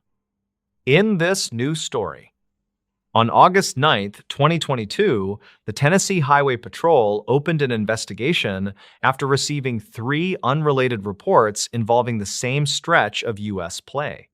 Highway 421 near the Tennessee-Virginia border. None of the callers reported a collision, a disabled vehicle, or a crime in progress. Instead, each described encountering a dark-colored pickup truck parked along the shoulder shortly after midnight with its headlights switched off. What immediately caught investigators' attention was that every witness provided nearly identical details despite contacting dispatch separately over a period of 45 minutes. By the time the first trooper reached the reported location, the truck had disappeared. At first, investigators assumed the driver had simply continued down the highway. Over the following week, however, evidence began suggesting that the 3 motorists had not witnessed the same event at all, despite believing they had. The investigation centered on a remote section of highway crossing steep Appalachian ridges where cellular reception frequently disappeared for several miles at a time. Although the road remained well-maintained, long curves and heavy tree cover limited visibility after sunset. Traffic volume dropped significantly after 11 o'clock, leaving many drivers traveling alone for extended periods. Highway patrol records showed relatively few serious accidents in the area, making the cluster of nearly identical reports stand out immediately. Detectives began by locating the 3 motorists, all of whom agreed to provide detailed written statements before learning anything about the other reports. The first witness, a traveling nurse returning home after a weekend shift, reported passing the parked pickup at approximately 12:18 a.m. She noticed the vehicle because it appeared unusually clean for a truck sitting partially on the gravel shoulder.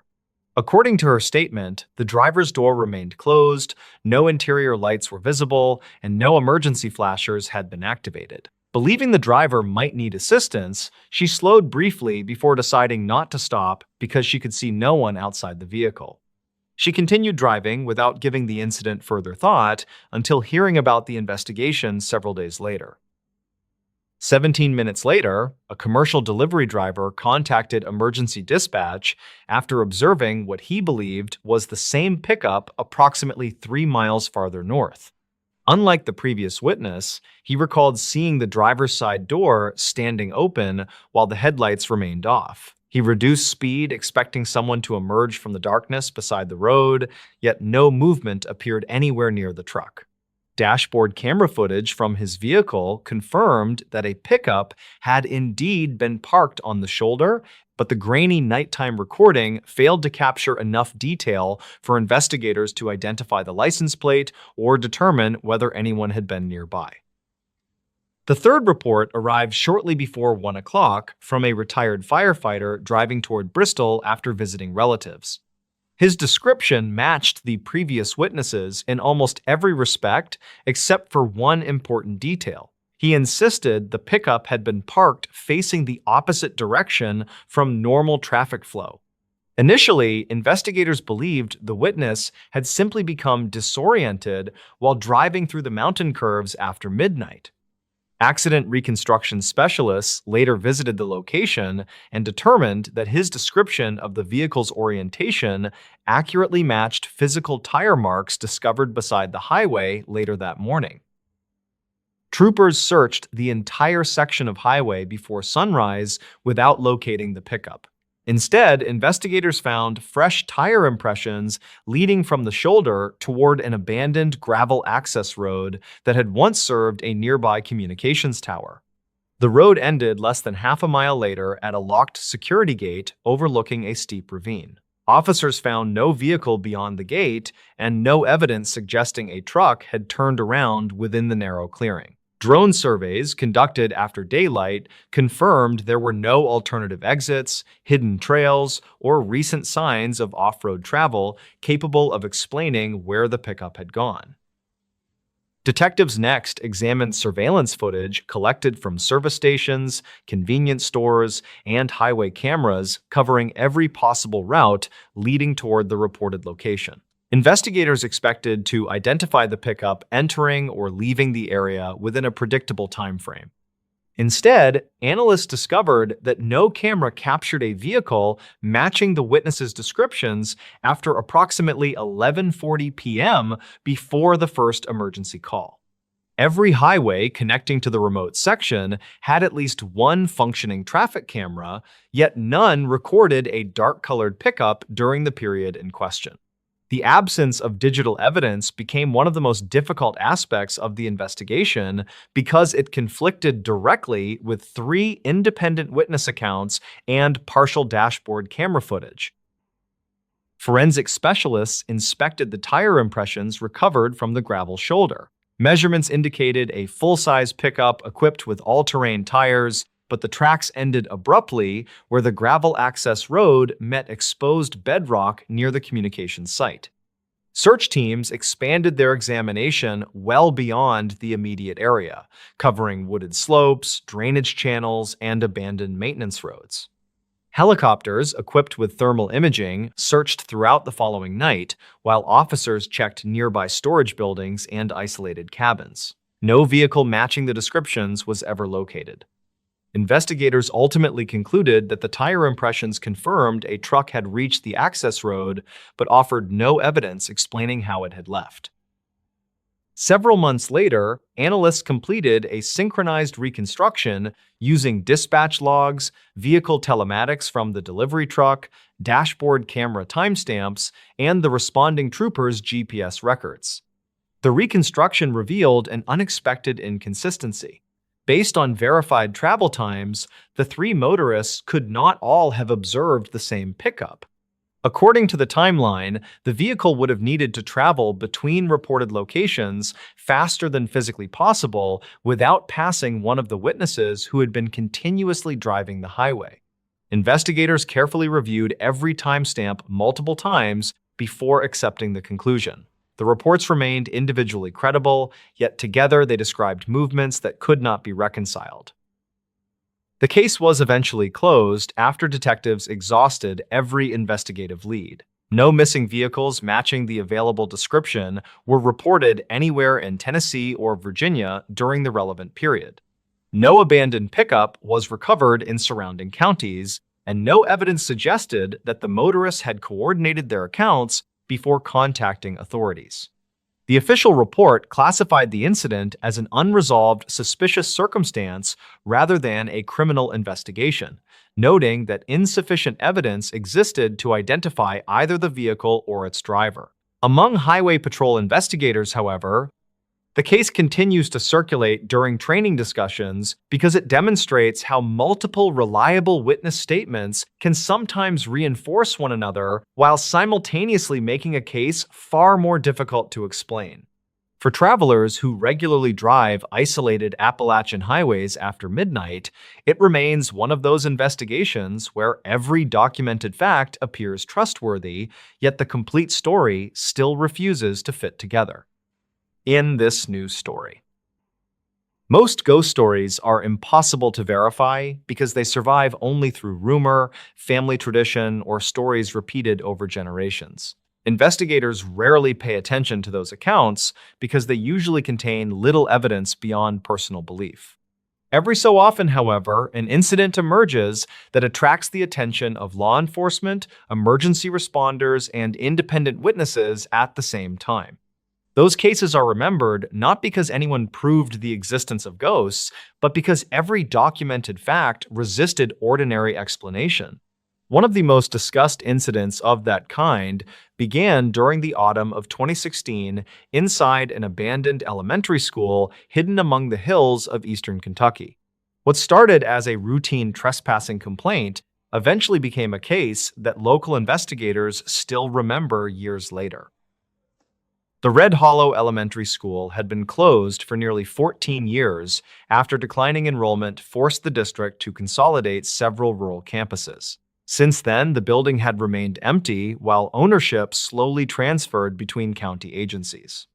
Electricity, water, and heating systems had all been disconnected, leaving the school exposed to years of harsh Appalachian winters. Although occasional vandals broke windows or painted graffiti inside the gymnasium, deputies rarely considered the property a significant concern. The building sat nearly 2 miles from the nearest occupied home, hidden behind thick woods that discouraged casual visitors. Most local residents eventually forgot the school still existed until several unrelated reports began arriving within the same month. The first report came from 2 utility contractors inspecting damaged telephone lines after a powerful windstorm. While driving past the abandoned school shortly after sunrise, both men noticed lights glowing inside what had once been the second-floor library. Assuming renovation crews had entered the building without notifying the utility company, they continued their inspection before mentioning the observation to county dispatch later that afternoon. Records immediately confirmed that no maintenance work had been scheduled anywhere on the property. Deputies briefly inspected the exterior before finding every entrance secured with rusted chains, exactly as documented during the previous county inspection only 3 weeks earlier.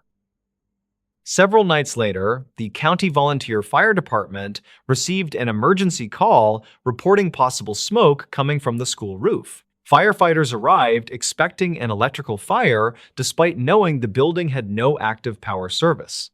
Upon reaching the property, they discovered no flames, no smoke, and no heat anywhere inside the structure. Thermal imaging cameras detected only normal temperature differences caused by cooling, concrete, and broken windows exposed to the night air. Before leaving, however, one firefighter quietly mentioned noticing what appeared to be movement at the far end of an upstairs hallway while searching the building. Other crew members dismissed the observation as shifting flashlight reflections, and the incident received little additional attention. The investigation changed during the second week of October when a deputy sheriff conducting routine patrol noticed something unusual while driving along the county highway below the hillside. Through gaps in the trees, he briefly observed several classroom windows reflecting a warm yellow glow, unlike ordinary sunrise or vehicle headlights. Curious, after hearing earlier reports, he drove directly to the property. By the time he reached the parking lot, less than 4 minutes later, every window had returned to complete darkness. The deputy searched the entire building alone before requesting additional officers. Dust covered every classroom floor, fallen ceiling tiles blocked several hallways, and years of accumulated debris remained completely undisturbed. There was no indication that another person had entered the school.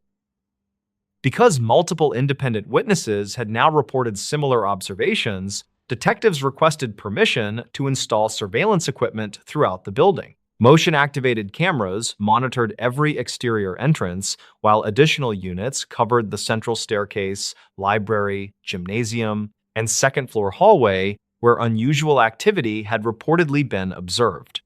Audio recorders capable of operating continuously for several weeks were also placed inside the building to capture any sounds occurring overnight.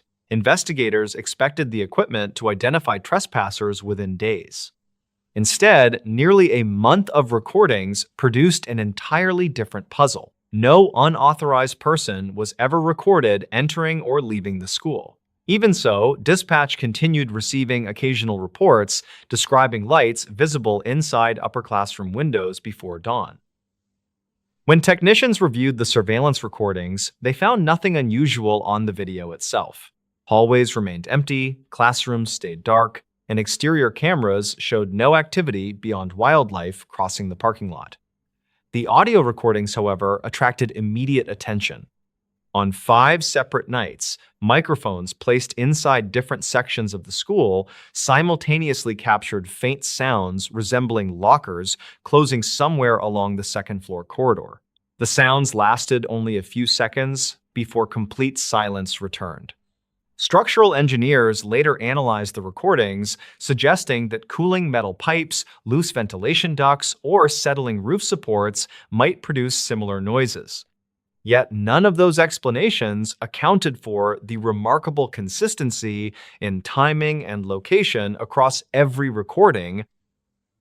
Seeking a practical explanation, investigators invited engineers specializing in abandoned structures to examine the school from foundation to roof.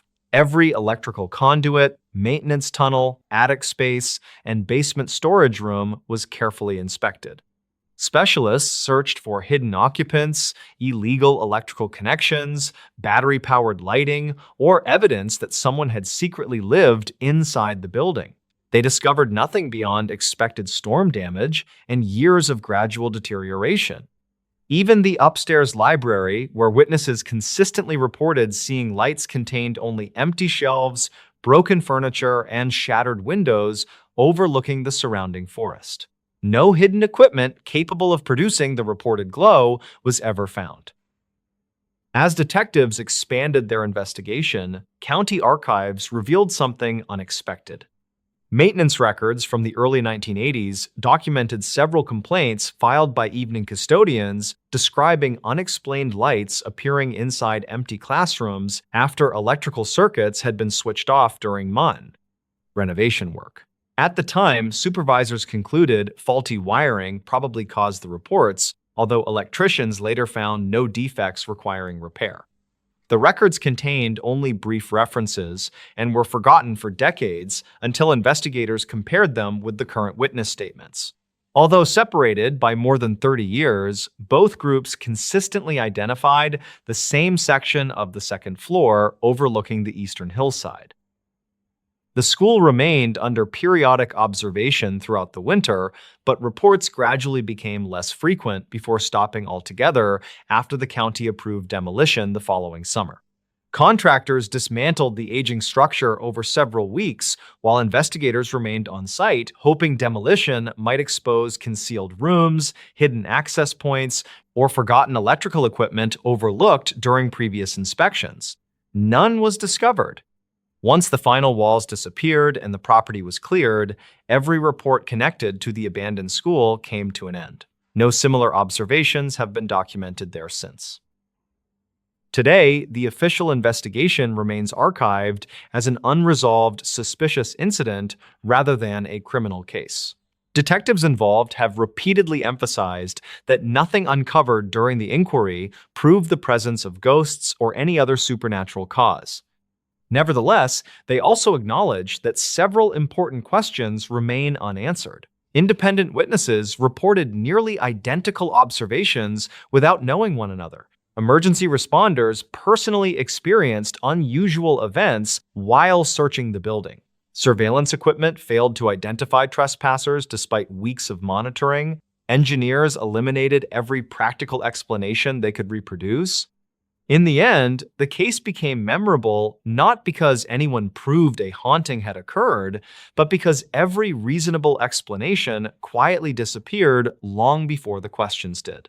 For those who worked the investigation, it remains one of the true ghost encounters that no one involved has ever completely forgotten. The new house seemed perfect until we heard someone upstairs. Deep within the historic suburban neighborhoods of Savannah, a young married couple purchased their beautiful colonial dream home. During the humid autumn of 2020, they completely renovated the massive historic wooden structure very carefully. What actually happened during their very first night indoors completely defies any basic logical modern scientific explanation today. Archive notes from the subsequent state police investigation describe a highly disturbing timeline of terrifying late-night events.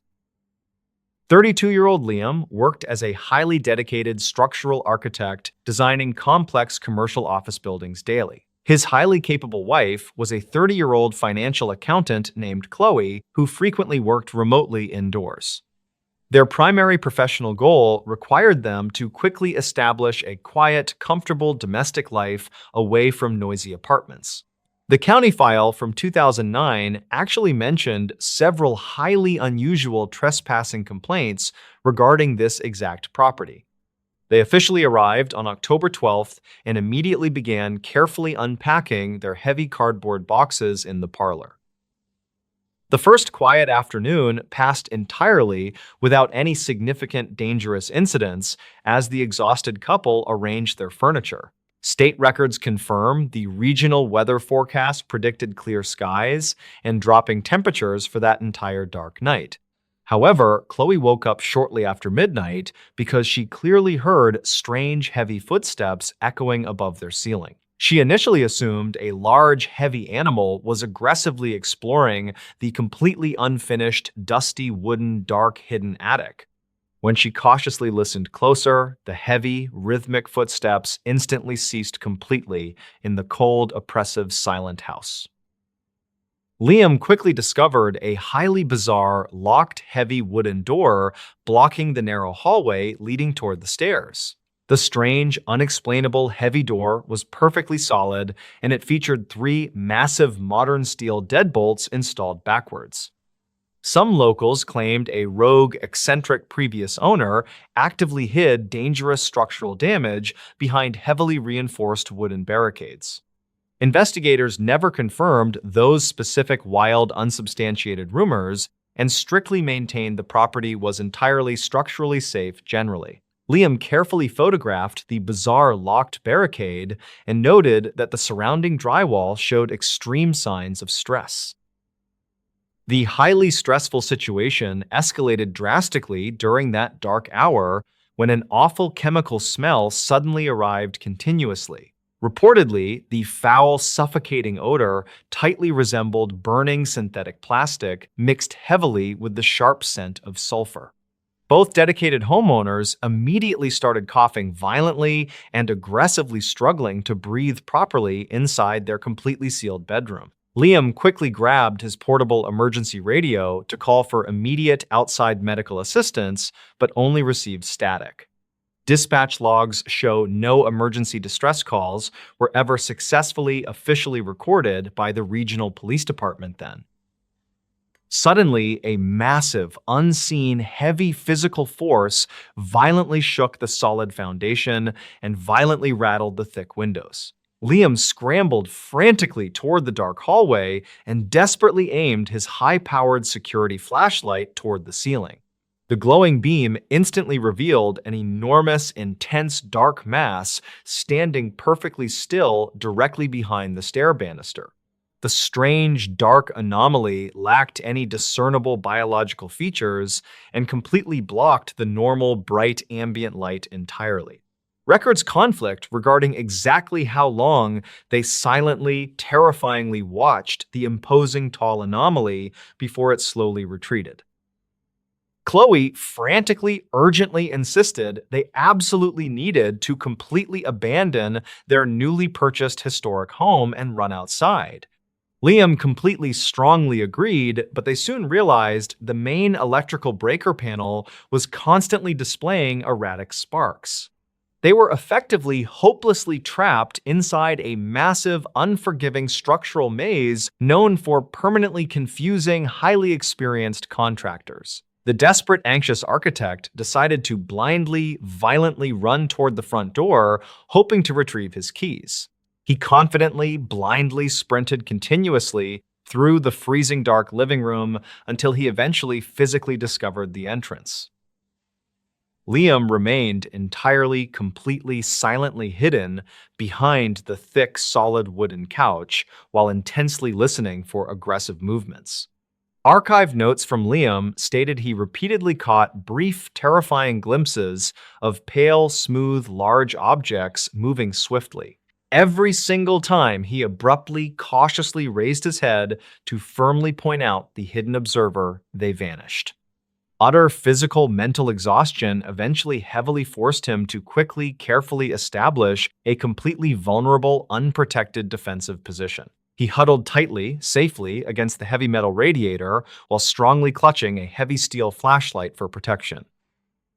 Around 2 in the freezing morning, the surrounding dark, dense house suddenly fell totally dead silent entirely, completely. A deep, guttural, mechanical humming sound slowly, continuously began to violently vibrate through the damp dirt beneath floorboards. Some locals claimed strange underground natural gas releases occasionally plagued the Savannah region, but geologists officially found nothing. Liam frantically, aggressively scanned the pitch-black distant hallway with his heavy flashlight, but the expensive battery died. He silently screamed internally in absolute, sheer, unadulterated terror when a tall, pale, smooth shape casually stepped forward. The towering, featureless, pale entity did not overtly, aggressively attack the reinforced door, but simply stood motionless completely. Liam slowly, hesitantly gripped his heavy steel flashlight tightly, but his frozen, numb fingers were constantly heavily trembling. The bizarre, towering, unknown creature emitted another deep, deafening, humming vocalization that violently, instantly, completely shattered the windows. Plunged into total, suffocating, pitch-black darkness inside the house, the terrified young couple blindly, frantically crawled desperately. They hopelessly, blindly waited continuously inside the highly secure, locked basement room until the early morning sunlight arrived. A commercial utility repair operator miraculously happily found the rural property completely devastated near the heavily designated street. The highly traumatized young couple was severely, badly dehydrated and suffering from multiple minor bleeding lacerations from glass. State records confirm they were quickly, safely, immediately transported to a local regional medical hospital and strictly treated. When heavily armed local police deputies eventually carefully, safely navigated back to retrieve the abandoned property, they discovered chaos.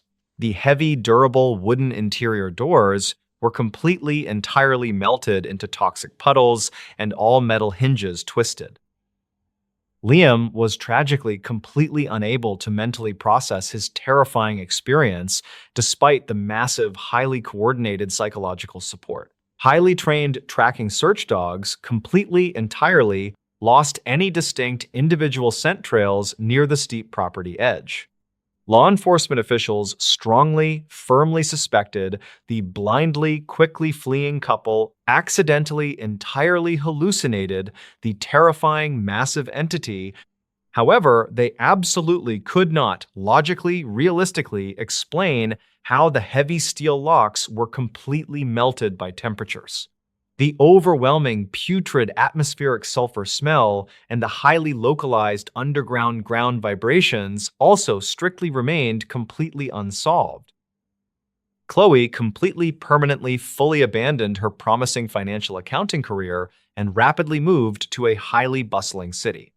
She completely, absolutely, strictly refused to conduct any further public media interviews regarding her terrifying, unexplainable house experiences. She eventually, quietly, safely, wrote a highly obscure, completely anonymous internet blog detailing her intense, lingering, severe trauma. Reportedly, she deeply, severely suffered from chronic, daily, heavy insomnia and constant, terrifying nightmares featuring tall, smooth entities. Dispatch logs routinely, regularly show she frequently, frantically called local urban police authorities, continually complaining about heavy vibrations. The deep, dark, isolated suburban Savannah house remains mostly completely, thoroughly abandoned and deeply, heavily feared by residents. Experienced local rural real estate agents actively, aggressively, strictly discourage overly ambitious amateur novice buyers from exploring acreage. Official public state records conflict regarding the actual, total, highly accurate number of missing trespasser cases strictly linked. Some ambitious, independent amateur internet investigators occasionally, dangerously completely, venture into the dark, unmarked house hoping for evidence. Most of them always safely return completely empty-handed, while a few others quickly emerge with unsettling stories. The absolute, total, complete lack of any definitive, hard physical evidence heavily, continually, profoundly frustrates those who believe. The completely destroyed internal security cameras conveniently, completely, permanently erased any potential digital visual proof of the entity. Vociferous internet online skeptics constantly, loudly, aggressively argue that sheer blind panic and total utter darkness easily transformed archived notes carefully, thoroughly gathered from the official local police investigation confidently, strictly concluded that an undocumented leak, yet the exact, highly specific, true physical origin nature of those massive, perfectly smooth, melted door frames remains. University biology science experts quickly, easily, permanently dismiss the crazy, ridiculous, bizarre idea of a completely unknown anomaly. They firmly, constantly, strongly argue that an active, healthy, massive biological population of large hidden creatures leaves evidence. No unusual biological organic hair samples or strange skeletal biological bone remains have ever been definitively positively linked. Some locals claimed the federal, national, centralized government quietly, aggressively, permanently suppressed the actual truth to protect operations. Investigators never confirmed any grand, illegal, hidden conspiracy and simply safely, permanently, officially closed the bizarre, terrifying case.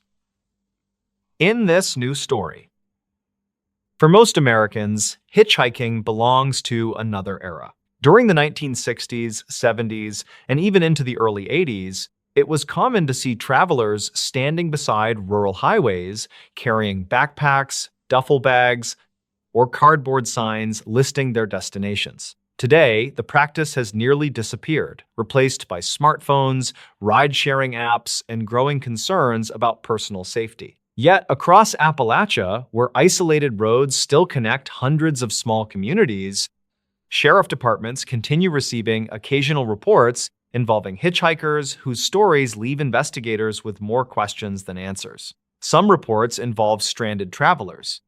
Others involve motorists who later insisted they picked up someone who seemed perfectly ordinary until the journey took an unexpected turn. The following case remains one of the strangest ever documented along the backroads of eastern Kentucky. During the final week of October 2017, 49-year-old Daniel Brooks left Pikeville, Kentucky, shortly after sunset following a routine maintenance inspection at a communications tower. Daniel had worked as a field technician for nearly 20 years and often drove remote mountain roads long after dark. Friends described him as practical, patient, and difficult to rattle. His truck contained emergency supplies, extra fuel, recovery equipment, and printed county maps in case his navigation system failed. He had traveled nearly every road in eastern Kentucky and believed there were very few surprises left in the Appalachian Mountains. Around 8:45 that evening, Daniel entered Kentucky Route 80 while taking a shortcut toward Prestonsburg. Traffic was unusually light. During nearly 30 minutes of driving, he encountered only two other vehicles. Autumn leaves covered the shoulders, while patches of low fog settled inside narrow valleys below the highway. The temperature had fallen into the upper 30s, making it unlikely anyone would be walking along such an isolated road. That assumption changed when Daniel rounded a sharp curve and saw a man standing beside an old wooden guardrail illuminated by his headlights. The stranger appeared to be in his late 60s. He wore a faded brown jacket, denim overalls, and carried a small canvas bag over one shoulder. He did not wave frantically or step into the roadway. Instead, he simply raised one hand as Daniel approached. Years working throughout rural Appalachia had taught Daniel that helping stranded travelers was still common in many mountain communities. He slowed, unlocked the passenger door, and asked where the man was headed. The stranger smiled politely before answering, just a little farther down the road. His voice was calm, almost reassuring, with the slow Appalachian accent Daniel had heard throughout his childhood. As they continued driving, the conversation remained surprisingly ordinary. The man introduced himself only as Walter and claimed he had been visiting relatives in a nearby hollow after attending a funeral earlier that afternoon. He spoke about abandoned coal camps, old churches disappearing from the mountains, and how many young people had moved away searching for work. Nothing about the discussion seemed unusual. Daniel later told investigators that Walter sounded exactly like dozens of older residents he had met during years working throughout eastern Kentucky. If anything, he seemed grateful simply to have someone willing to talk during a lonely drive through the mountains. After nearly 15 minutes, Walter pointed toward a narrow gravel road branching away from the highway. There were no reflective signs, no visible houses, and no mailbox identifying the road.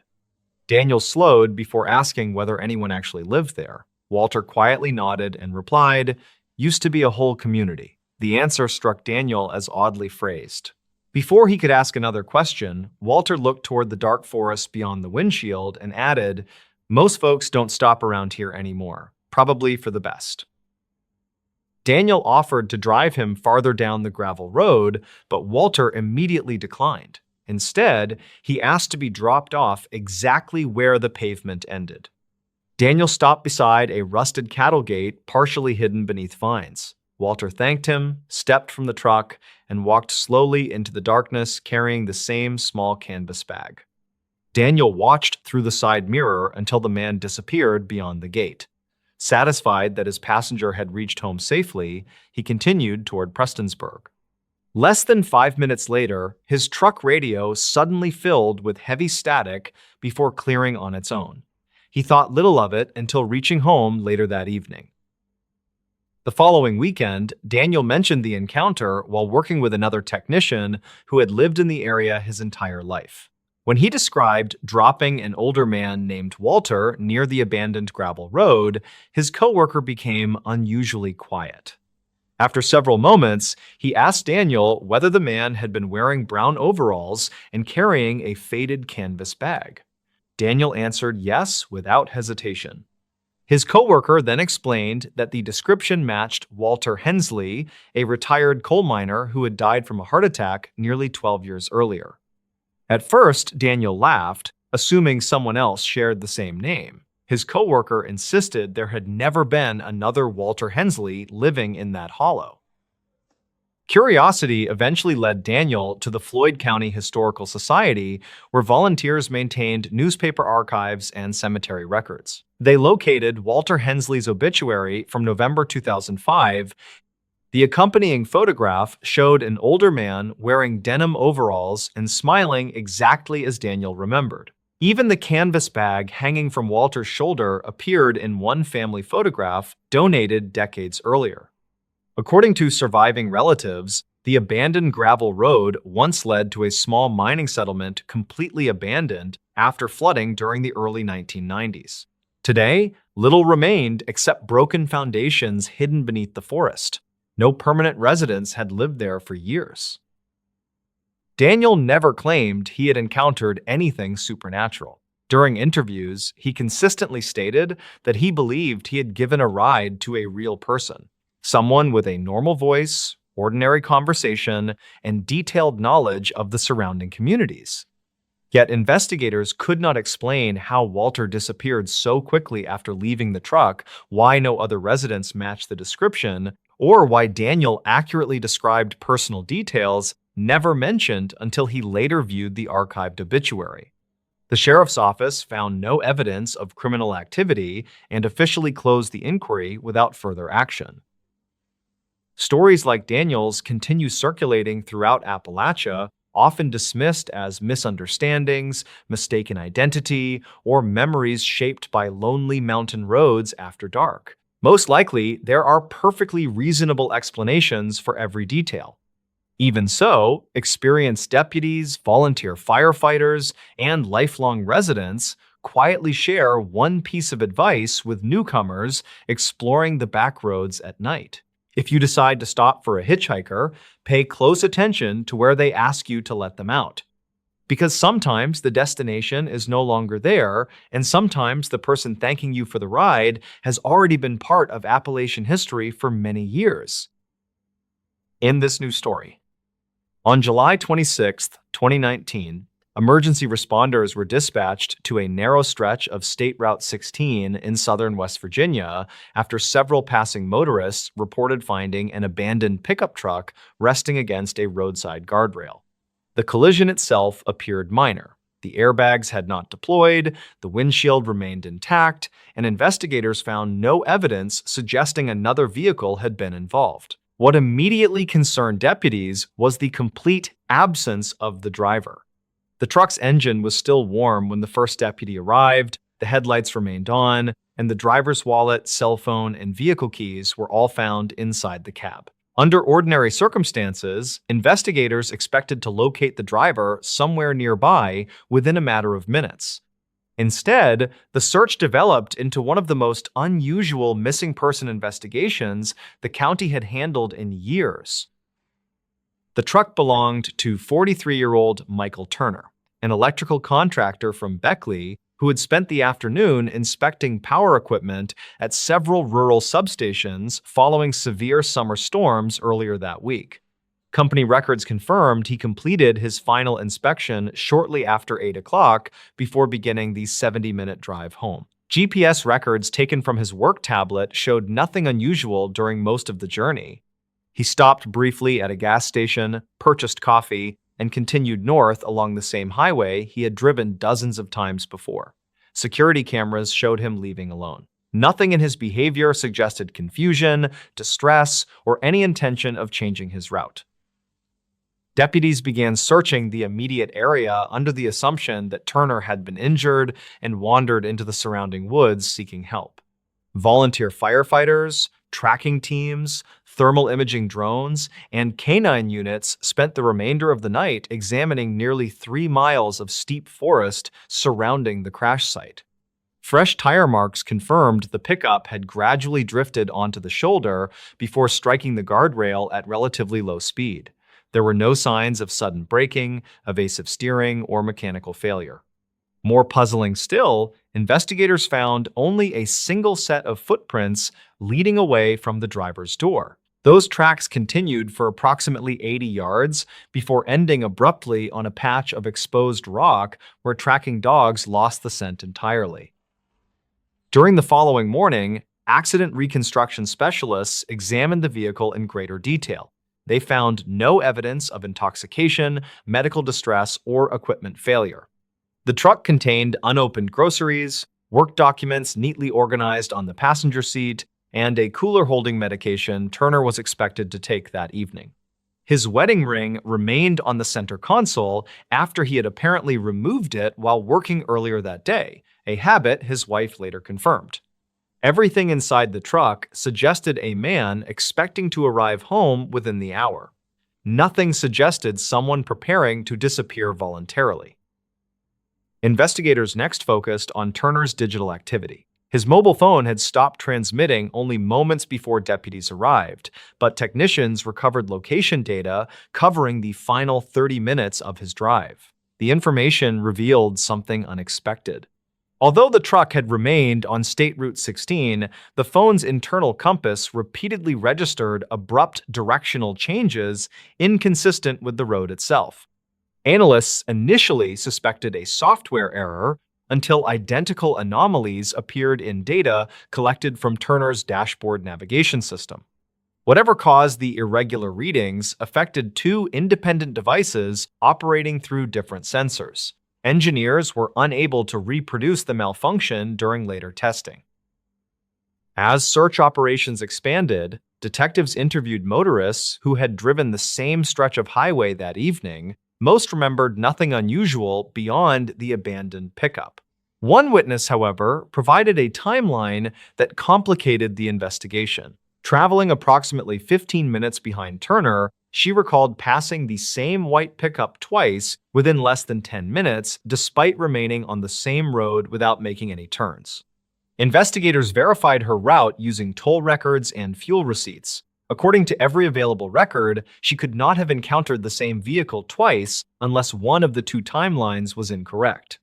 Yet, surveillance footage from a convenience store confirmed the time she entered the highway matched her statement almost exactly. State police analysts reviewed traffic cameras from neighboring counties, hoping to establish Turner's complete route. Every camera showed the pickup exactly where investigators expected until the final 12-mile section approaching the crash site. No cameras covered that stretch of road directly, leaving investigators to reconstruct events using witness statements, digital records, and estimated travel times. The resulting timeline contained an unexplained gap of nearly 26 minutes. Based on the distance involved, Turner should have reached the crash location long before emergency calls were placed. No evidence explained where he had been during those missing minutes. Search teams remained in the area for 12 consecutive days. Helicopters equipped with infrared cameras surveyed nearby ridgelines, dive teams searched ponds and abandoned quarry pits. Hundreds of volunteers walked carefully spaced grid patterns across dense woodland. Despite covering more than 1,800 acres, investigators recovered nothing beyond the original footprints ending on exposed stone. The absence of additional physical evidence gradually shifted attention away from the surrounding forest and toward the unanswered questions contained within the timeline itself. Several months later, forensic analysts completed a detailed examination of the pickup's onboard computer. Among thousands of ordinary vehicle records, technicians discovered that every electronic system inside the truck had briefly lost synchronized time shortly before the collision. The discrepancy lasted only 43 seconds before correcting automatically. Individually, such errors occasionally occurred in modern vehicles. What attracted investigators' attention was that Turner's phone, work tablet, and dashboard navigation system all recorded nearly the same unexplained interruption within the same minute. Specialists from both the vehicle manufacturer and the software companies involved agreed on only one point. They had never encountered identical timing anomalies across 4 independent electronic systems operating simultaneously.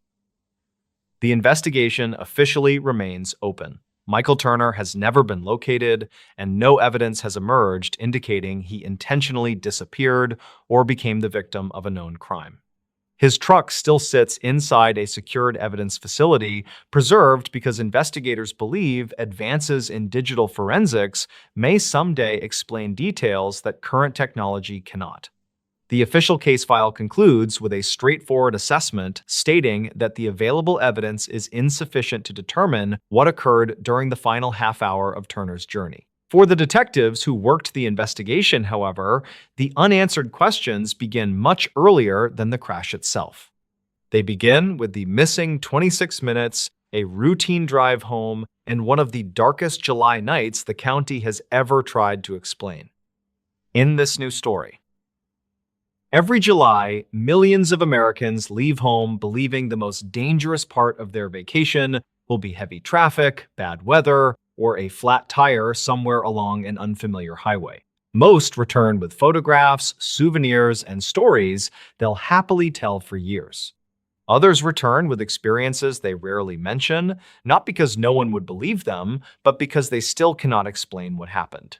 Over the last 4 decades, sheriff departments, state police agencies, and local newspapers across the United States have quietly documented dozens of unusual reports connected to July road trips. None were ever officially linked together. Different states, different highways, different families. Yet investigators reviewing the records years later noticed something unsettling. Every witness insisted their trip changed forever after making one decision they believed was completely ordinary. The first case began during the second week of July 2015. Robert and Lisa Campbell had spent nearly 6 months planning a 2-week road trip from Missouri to Yellowstone National Park. Both were recently retired school teachers who preferred scenic backroads over busy interstates. Their travel journal, recovered months later by relatives, documented nearly every stop along the journey, including restaurants, fuel receipts, hiking trails, and conversations with local residents. It would eventually become one of the most detailed records investigators had available. On July 10th, shortly after leaving eastern Wyoming, the couple stopped at a small family-owned diner where another customer suggested a little-known scenic highway that crossed hundreds of miles of open prairie before reconnecting with the interstate farther north. According to him, the drive offered spectacular sunsets and almost no traffic. Robert marked the route inside his paper atlas before thanking the man. Security footage later confirmed the conversation lasted less than 2 minutes. No one ever identified the traveler who recommended the road. The first 100 miles were exactly as promised. Endless grasslands stretched toward distant mountains, while the evening sun painted the horizon deep shades of orange and gold. Robert stopped several times to photograph abandoned barns, windmills, and grazing antelope. Lisa continued writing inside her travel journal, describing the highway as one of the quietest roads they had ever driven. Shortly before sunset, she noted something unusual. They had not passed another moving vehicle for nearly 40 minutes, despite traveling during the busiest vacation month of the year. Around 8:30, they reached a weathered service station standing alone beside the highway. Its fuel pumps had been removed years earlier, but the building itself appeared occupied. An elderly woman sweeping the front porch smiled and asked whether they were heading north. When Robert answered yes, she quietly suggested they continue driving until reaching the interstate without stopping again, regardless of what they might see along the road. Lisa later wrote the warning in her journal, adding that the woman refused to explain further before wishing them a safe trip. It seemed like an odd conversation, but neither considered it especially important at the time. Just after darkness settled across the prairie, Robert noticed headlights appearing several miles behind them. The vehicle never seemed to get closer, despite maintaining exactly the same speed for nearly 20 minutes. Whenever Robert slowed slightly, the distant headlights slowed as well. When he accelerated, they accelerated too. Curious, he eventually pulled onto the shoulder, expecting the other driver to pass.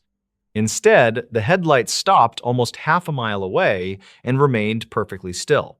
After waiting several minutes, Robert returned to the highway. The distant lights resumed, following at exactly the same distance.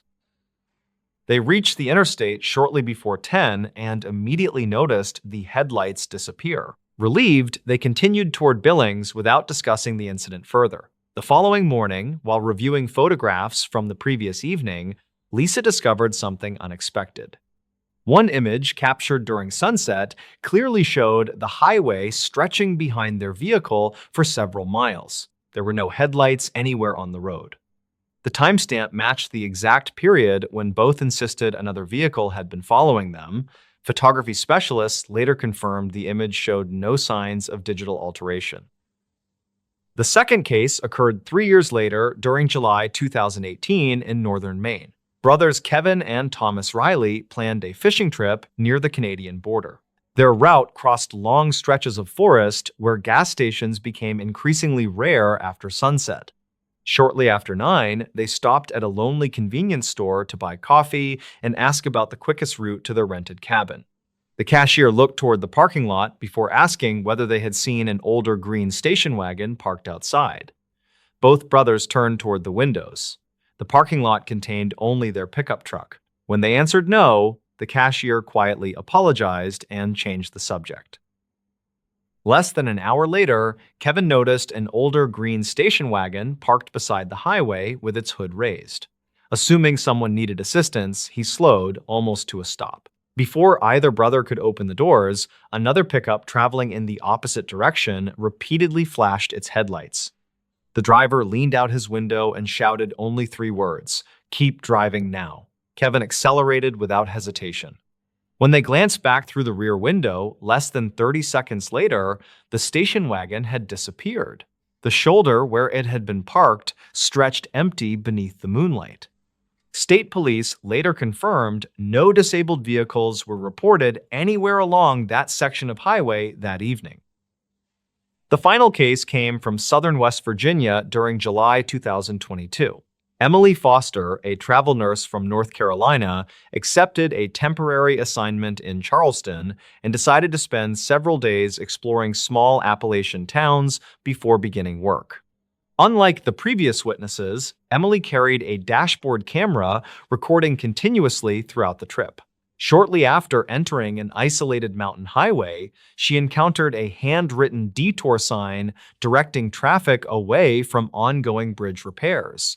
The route eventually led through a nearly abandoned coal community where every storefront appeared empty except one small grocery store still displaying fresh produce outside the entrance. Emily purchased bottled water, spoke briefly with the elderly owner, and continued driving. The receipt recovered from her wallet showed the purchase occurred at 4:23 that afternoon.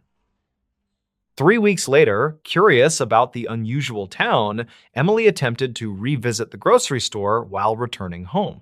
She never found it. Local residents insisted no grocery had operated there for nearly 15 years. Historical records later confirmed the building had been destroyed during a flood long before Emily claimed to have stopped there. Even more puzzling, the bottled water she purchased remained inside her vehicle, bearing the faded store label investigators could not match to any currently registered business in West Virginia. The receipt identified a tax registration number belonging to a company officially dissolved in 2016. No explanation accounted for how she obtained either item. Years later, a transportation researcher comparing unusual travel reports noticed an unexpected connection linking all three cases. None involved violence, none resulted in disappearances. Every traveler returned home safely, yet each witness received an unexplained warning from a stranger shortly before experiencing something investigators could never verify. The warnings differed only slightly. Keep driving. Don't stop. Stay on the highway. Reach the interstate before dark. No official investigation ever determined why those warnings appeared so consistently across different states separated by thousands of miles. Perhaps they meant nothing at all. Or perhaps every July, somewhere along America's loneliest highways, ordinary travelers unknowingly pass through places where experienced locals understand one simple rule far better than any map ever could.